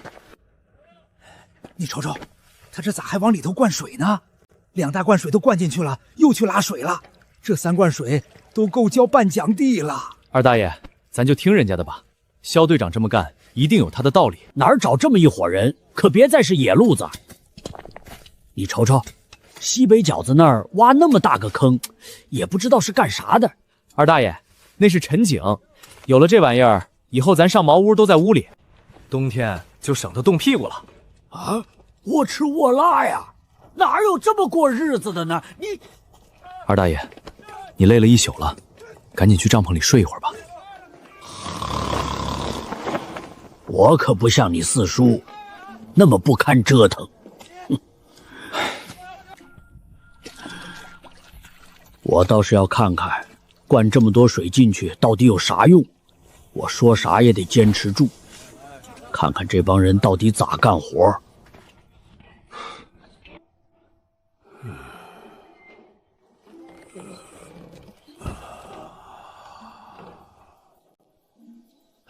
这老头是实在困急眼了。你咋还回来了呢？妈，我不是告诉过你，动工的时候给我捎个信儿吗？你咋没和我说呢？你钱哥说不让我告诉你，怕耽误里那边的事儿。妈，我跟钱哥说点事儿，你先坐一会儿。这脚脖子刚建好，可别再抻着了。 2个不行，4个也未见得够，6个，当妈的给儿子吃独食，还整这么多，爱咋咋地。儿子吃饱了是正事。钱小子，你别笑话二舅妈，从进麻池那屯子到这儿好几十里呢，二狗子准是饿坏了。二舅妈，你说啥呢？就春生这次带回来的消息，我单独给他摆一桌也不过。咋了？妈，买卖上的事儿你也不懂，就别问了。行，不问就不问，这是绑岗子硬实了。慢点吃。春生，你估一下量，和豆腐酱子那边比能怎么样？钱哥，只多不少，而且这边更偏僻，道儿更不好走，去收购的人很少。一会儿找你嫂子拿500块，你明天一早就回去，赶着四叔的毛驴车去。可是我怕这一辆车也整不过来。哼，大活人还能让尿憋死？远的地方你让他们自己给你送到家。一会儿我和李哥说说，把骡子车给你，那个大点。妈，再给我来几个。少吃点吧，年干粮吃多了烧心，留点肚子，等下哥陪你好好喝几杯。哎，可有一样啊，这骡子你可得好好给经管着。我老丈人对他可比对我和我小舅子都好，从来都没大声和他说过话。要是让他看出骡子瘦了，他要骂人，我就把你领他家去。放心吧，钱哥，我老爷跟你老丈人一样。老犊子，你咋还捡个乐呢？看不出来呀，二狗子你是狠人儿，连自己都骂。你个老犊子，我汪汪说话抄点近道。你个二狗子，不怪踹你，老人在跟前呢，啥你都说。姐夫小舅子的，闹两句笑话没啥，你们只当我没在不就行了？钱哥，有个事儿。又整耍钱鬼子那一出，好像要扒墙头子似的。你就不能光明正大点儿？这事儿好像还真得这么说。那你快说。有人问黄柏的，咱收不收？很多吗？很多。春生，你说的很多是山上很多，还是村民们手里很多？都不少。解冻以后就有上山扒树皮的了。没有人收？咋没人收呢？晾干的4毛5一斤，还没人卖呢。不知道谁瞎白呼的，说等到过了年能值6毛钱一斤。看来市场不骗人，连最终端都知道要涨价了。咱到底收不收？春生啊，你先和大伙说个和乐话，等我2天。行。钱哥，那五味子的事儿定准了没有？那边的山上五味子多不多？多得很。老年的时候，山里地少，没啥产出，家家户户都在山上种一些换个油盐。后来那啥的时候，都怕被戴帽子，就没人敢上山采收了。没砍绝根儿？不摘就得了，砍它干啥？反正占的也不是庄稼地。那还能结果吗？要是现在抓紧把荒草收拾收拾，到秋肯定还能采回来一些。那你就跟人家定死了吧，铁定是收。李哥那头还8字没一撇呢，你先别和人家说这么早，万一……没有万一，就算是李哥那头，撇和难都不出，咱也能凑齐这个8字儿。五味子看涨，过段时间一定得有不少人进山收购。实在不行，你先给他们少交点定钱，让人家心里也落底。嘿嘿嘿，哥，你要这么说，我又得提钱了。嘿嘿，没事儿，你嫂子是提款的人，你用多少一会儿和她说。哥，还是你说吧。老是这么怕女人，哥想给你娶个弟妹，都不知道从何入手。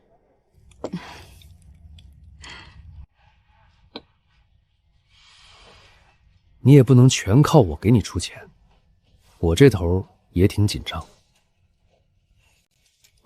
想办法争取早点自己先把底子钱挣出来。钱哥，我回去后紧倒腾着点儿，然后然后你能不能开着大汽车去一趟？早点靠自己循环，想法不错。等我们去了，你准备点小杂鱼，李哥就得意这口。那玩意儿还用准备？我老家门前就是河，一网就能兜上来半盆子。别说河鱼，嘎哈麻子都有的是。有的是？那可不有的是。秋天一上山，只往脚面子上蹦。那怎么没人抓呢？咋没人抓呢？炖着吃，一肚子的油和籽儿，可香了呢。春生，那你就多准备点吧。太没问题了，反正就是这时候刚甩完籽儿，肚子里没啥玩意儿。媳妇儿，你说收药这事儿还能维持多久？有卖的就一直收呗。我是说，再好的资源，大家都动起手来，迟早有一天也会挖完的。今年挖没了，明年还长，怕啥？大拇指头粗的一根黄芪，得长好几年。照这么挖下去，也挺不几年了。妈，收！别吵吵。孙子，你过来，奶这儿有糖。真像你说的那样。像青山要财富，这口号喊得挺欢，可终究不是长久事。那怎么办？真要是药材收不上来了，咱们干点别的。我听你的，你说干啥，咱就干啥。要不，想不出来，那就明天想。正好明天李哥要来，你和他说说五味子的事儿。为什么非要让我说？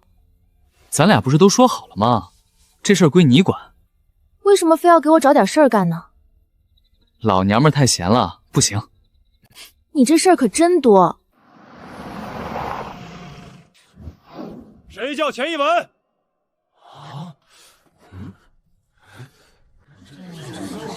我跟我们走一趟吧。媳妇儿，别怕，一点小事儿，我一会儿就回来了。哎呀，咋的了？这是咋的了？真的？说钱小子怎么突然间就这么有魄了？原来他那钱不是好道来的。你看着了？没看着就别瞎说。办公局的车那是随便坐的吗？没点谱，人家能来抓他？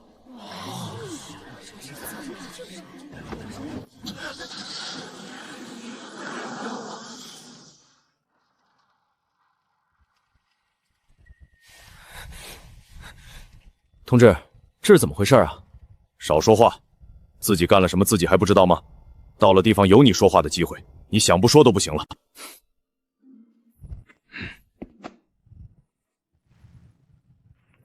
发现多久了？发到省里做叶片的时候，上了铡刀，才发现芯子里的颜色不对。你看看，这哪是一个子儿？你们县药材公司收上来东西不做质检的吗？肯定做呀，不过主要的检验工作还是在收药材的供销社这边。我们每次抽检可都是合格的，而且都有记录的。你们是怎么做的质检？同志，我们是一没设备，二没专业知识，供销社的质检只能靠两只眼睛看，具体把关那还得看上边的。你们俩在这打乒乓球呢，不归你管，也不归他管，难道说这责任是我的吗？你们两个谁是领导？同志，土产部这一摊子事儿归我管。那你是干什么的？同志，那些分等捆板的临时工都是归我管的。我这一天事儿可多了，忙完了这边忙那边。行了，问你什么说什么就行，不用废话。你看看，这几捆是不是你们供销社捆的？不是我们捆的。确定吗？确定，错不了。我们捆板用的都是细棕绳，不是这样事儿的。那就跑不了你们俩了。你们是在这交代清楚，还是回局里说？好在被及时发现了，药材还没有流入到药匣子里，没给人民群众造成生命财产损失。早交代了，态度再好点，能得到从轻处理。如果拒不交代，同志，我有话说。说，咱们这套组合拳可是极少失手过，这不是几句话就整懵一个吗？同志，我捆黄芪用的都是在供销社新买的红色尼龙铺子，你看看，票子我还留着呢。你这是干什么？大庭广众之下，严肃点。同志，我还有一个重要的证据，你得看看。昨天劲儿使大了，把裤腰带绷断了。蜀苏同志，我们农村谁家都有这样的麻线。他虽然买了那种绳撇子，但他回去用不用别的捆，谁知道啊？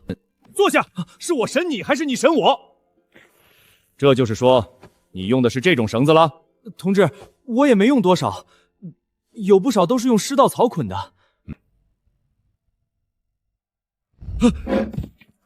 这才叫真的专业，大坑小坑都给你挖好了，人还活蹦乱跳呢，那边就动土了。交代还是不交代？一星半点的，能有啥影响？都带回去。同志，我冒昧说一句，我觉得要查清结果，不应该去县药材公司，全县10几个乡镇都往那里送，想辨别出是哪个乡镇送的都不容易。供销社库房里现在就有我交的药材，是这种情况吗？去供销社，带上证据。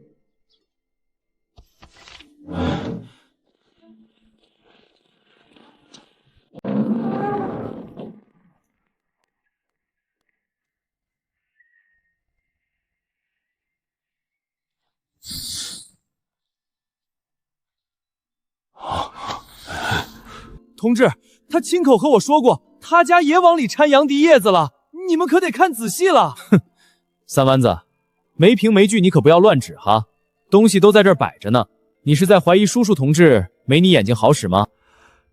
李科长，我觉得可以带走了。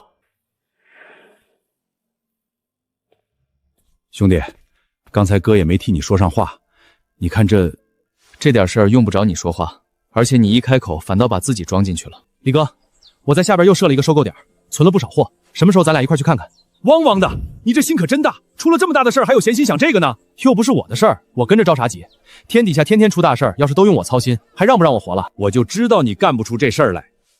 什么可以干，什么不能干，咱心里有数。到底咋回事啊？没事儿，一点小误会，待会儿我和你细说。徐叔，你看你那么忙，还老是得麻烦你。乡里乡亲的，走几步道，有啥麻烦不麻烦的？你看看你妈，就这么点事儿，非不让我走。徐叔，要不留下吃个饭？徐叔，你这就见外了不是？就算是没事儿，咱爷几个就不能坐一块喝点酒了吗？钱小子，你看你盖房子这么大事儿，叔啥忙也没帮上。徐叔，你侄儿心里啥都明白，哪能怪你？再说动工那天，我婶儿不是还端着一盆豆腐来帮着做了一天的饭吗？师傅辛苦了。没事没事。这是你家？是我家。早知道人家是掌柜的，怎么着也得让人家坐翅膀子上回来呀。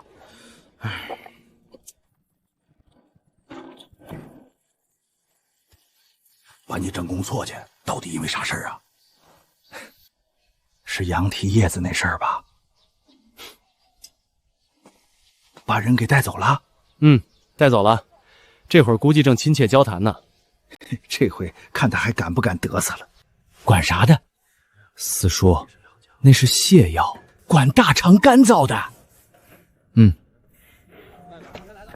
四叔要吃饭了，你干啥去啊？挖2根羊蹄叶子去，这2天上火了，那头有点不大痛快。四叔，不用非得刨根子，叶子也管用，你拿水一焯，当蘸酱菜吃就行。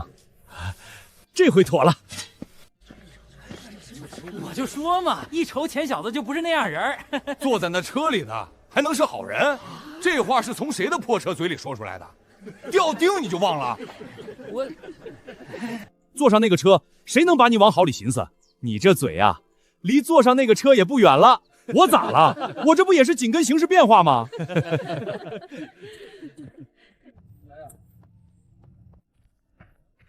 没事了？本来也没事儿。那就好。我刚才好像看着李长风也在车里了，他回去了？这会儿巴掌都到家了。这扯不扯呢？我还寻思让他上我家给我拿2条裤子呢。媳妇儿，今天害怕了吧？有啥好怕的？咱又没做亏心事。没怕，那我看你脸都不是色儿了。我们去二狗子那儿拉药材，豆腐酱子那儿也有段时间没去了，顺便去看看。你往那边点，我手都伸不过来了。家里盖着房子，一大帮人来帮忙，你走了合适吗？如果还得我天天在家守着，那还让肖队长给我包工跑材料干啥？那你就去吧。你去不去？咱俩一块儿去啊！来一帮人帮着做饭，我跑出去溜达去，成啥了？不是还有俩老太太吗？那能一样吗？咱俩总得有一个在家，不然以后谁还来帮你？还是媳妇儿想的周到。你再往那边挪挪。你昨天说怕山上的药都超光了，我想到了个办法，也不知道行不行。什么办法？咱堡子里一口人分6亩多的责任地，而且山缝子里也能开出点地来。药材本身就是草，也不挑地底子薄厚。你说挑几样值钱的，把它们变成家养的，行不行？跟我说说，你是怎么想到的？你不是也这样说的吗？我觉得你说的对，真把山上的采光了，那还上哪儿采去？那这事儿就你来办好不好？我就是这么一想，都不知道具体该怎么干。那你就慢慢琢磨着，反正也不着急。说定了哈，种药材这事儿以后就归你管了，我都听你的，你就支持我就行。你不怕我给你整砸了呀？砸了就砸了吧，不怕，砸2回就有经验了。李哥，我媳妇儿有话要和你说。啊？啥事儿啊？还非得他媳妇儿说呢？李哥，上回卖那点东西的时候，我听王老板和你说要收5味子了，我寻思着是不是我们也能收。这太可以了呀！你没听他说还要加量吗？我都怕完不成他给的任务呢。那到时候他收购价下来了，你就告诉我，我好早点给下边一个准心儿。不得不说，严春生这段时间的进步可真是够大的，活儿干得漂亮。三小子，你找俩人拿抬网去河里抬点鱼。那小河沟子没有大鱼，上大河吧。咱也不要大鱼，去什么大河？你就挑马口、船钉子、老头鱼、嘎牙子，整2网，够2斤就回来。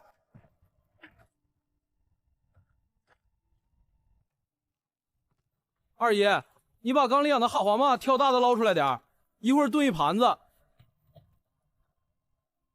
老啊，你上老村长要点大酱去，你下那酱稀了光汤的，一点味儿都没有。哎呀，还有蛤蟆呢，这玩意儿可是好东西啊，大补啊！山里有的是，待会儿走的时候给你们拿1网兜。那片山上是不是黄脖露苏松子啊？是啊，现在少多了，都让大伙扒皮给扒死了。留得青山在，不怕没柴烧啊！能有啥兄弟？没想着收点黄币？现在收黄币行吗？哼，有事儿也是我先知道，我告诉你一声，你收手不就完了吗？那我琢磨琢磨。这孩子可真隔路，坐屋里消停吃点多好，没风没浪的，偏要进园子吃。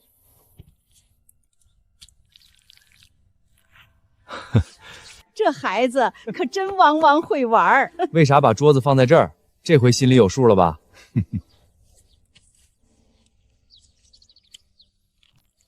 你怎么不掐葱心儿？这个更嫩。外行了，葱心儿虽嫩，但鼻涕多，而且葱心儿没了，下雨天灌进雨水，那不烂根子了吗？好几垄呢，死几根又能咋地？还差你那几根葱啦？那可不行，东西再多也不能随便糟践呢。哟，看不出来还是个过日子人。 6月里数3伏，天气炎热呀。张先生，你的书房高吊着纱窗啊。那一天我们主仆闲游逛啊，行走我路过。哎，咋还毛愣了呢？用不用我给你拍拍头心子，给你叫叫魂儿？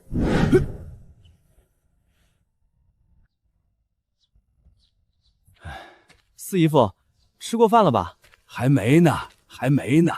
要不一块吃点儿？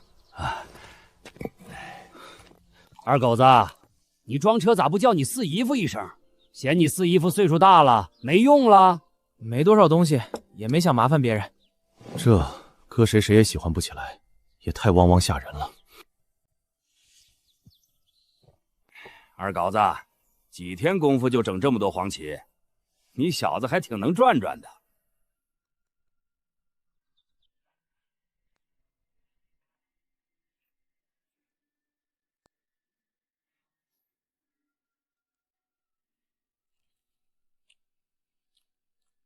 二狗子，来的都是高人贵客，你咋把这上不得席面的东西都端上来了？四姨夫，我还是给你拿一双筷子吧，这也没法使啊。用不着，这玩意儿使着顺手。这伤，黑瞎子留下的。差点丢了小命儿。小命儿？多少年前的事儿了？多少年？反正那时候你肯定是不会坐着呢。人都说黑瞎子伤人是靠舌头舔，是这么回事吗？可别听他们瞎歪歪了。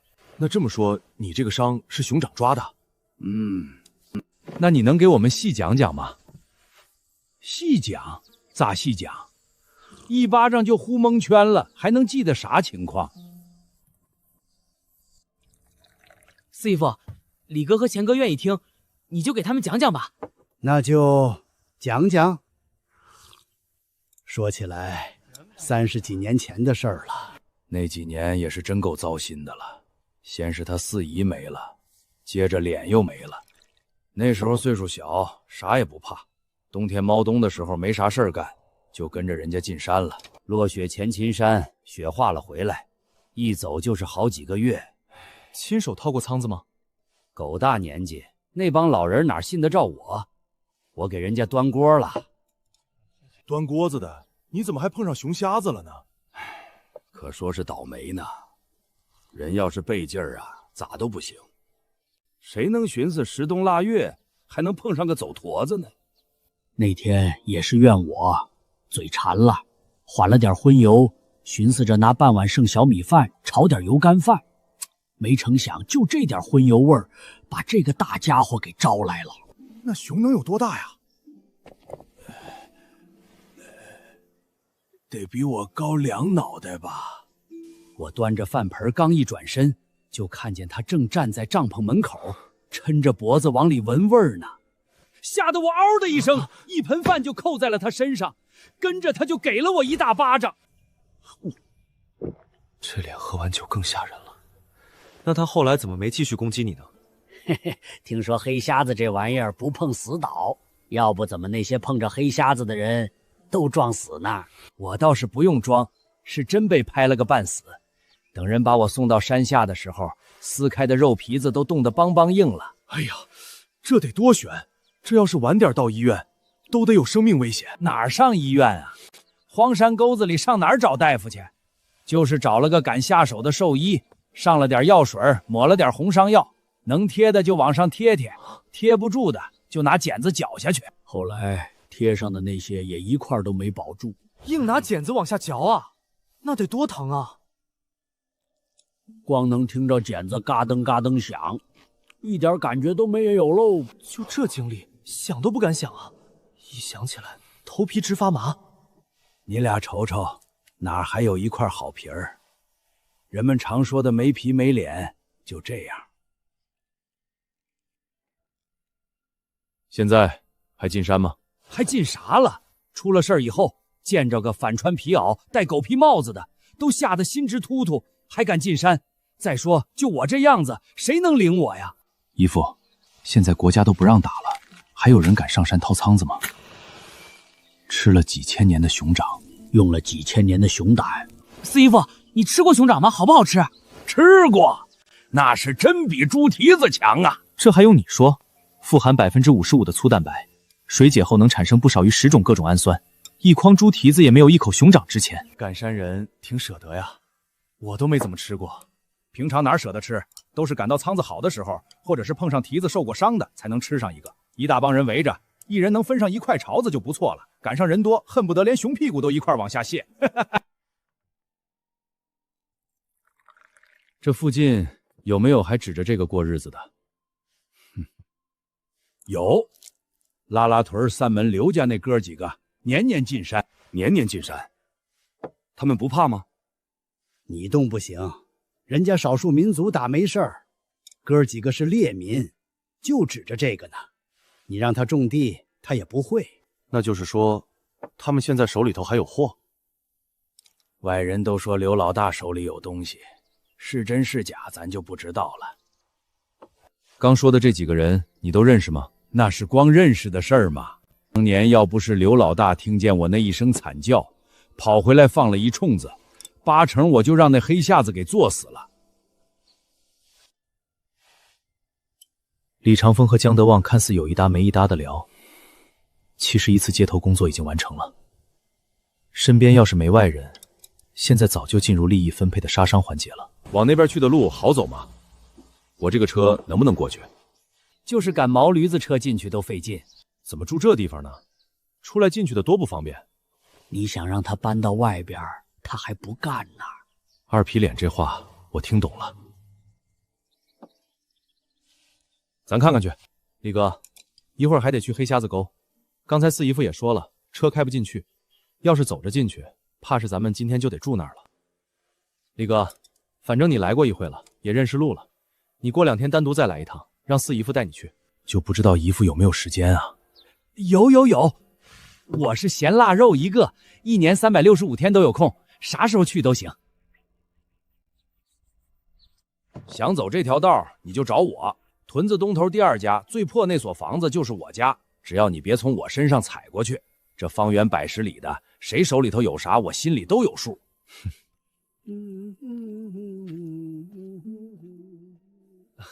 哎，他说的好像你的词儿，哪句？屯子东头第2家最破那所房子就是我家，那可不一样。不信你回头再仔细想想。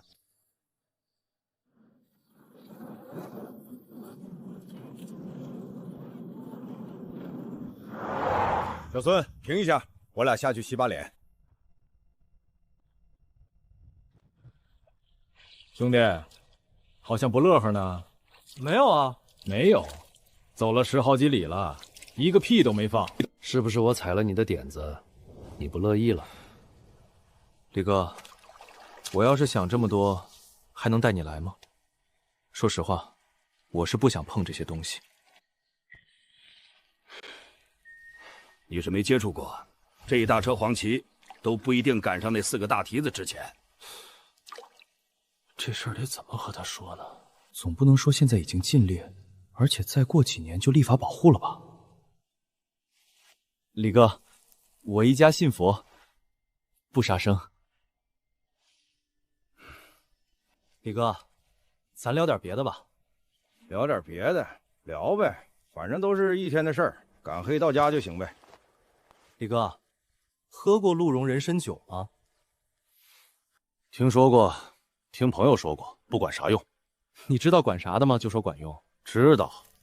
你朋友跟你说不管用，我猜他要么是买到假的了，好像你试过似的。我还真试过，改天我给你整2瓶，你就知道了。兄弟，你俩咋都来了呢？一走而过，李哥要下来看看情况。你盖房子哥也没回去，这点山菜你带回去吧。李哥，你留着吃吧，四叔采的山菜还有不少呢。山里不缺，你拿回去吧。你跟我来，这边还有活的野鸡呢。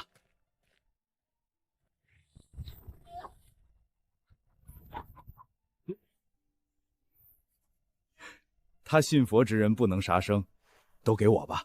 凭啥都给你？我拿回去养着，给我儿子玩。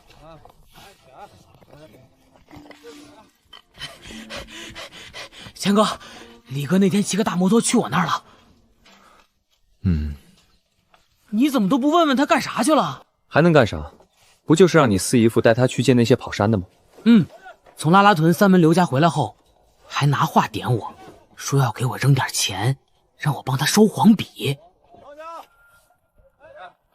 还鬼念穷秧地跟我说，黄柏这东西要能收上来，1斤能净挣2毛多。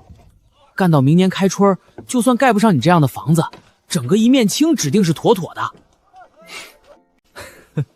这不是挺好点事儿吗？你直接卖给他，能多挣不少。哥，你拿我当啥人了？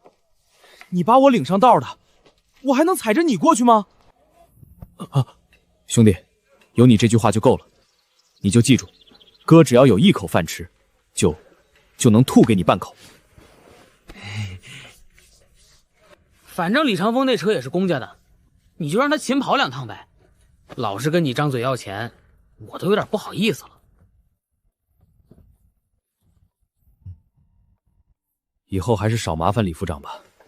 你先停停，等哥把房子盖起来，我2、3天就去你那儿拉一趟货。你搁啥去啊？搁嘴跑啊？你就不用管了，保证不压你货就完了。哥，那黄北真的不能碰吗？挺多人问价了。我说咱们是给供销社代收，暂时还没有这个打算。做得对，你先留意着，等我消息。但有一点，千万别和李长风做这个。那就是咱能动。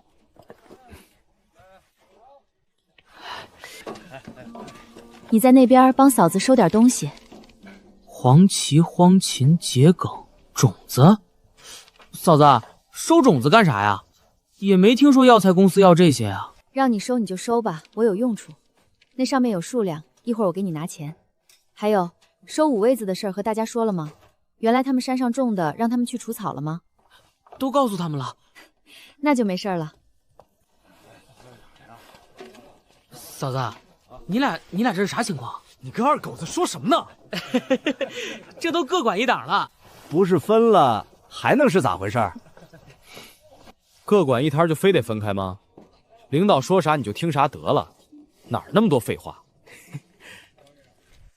咋？你们家啥时候换的领导？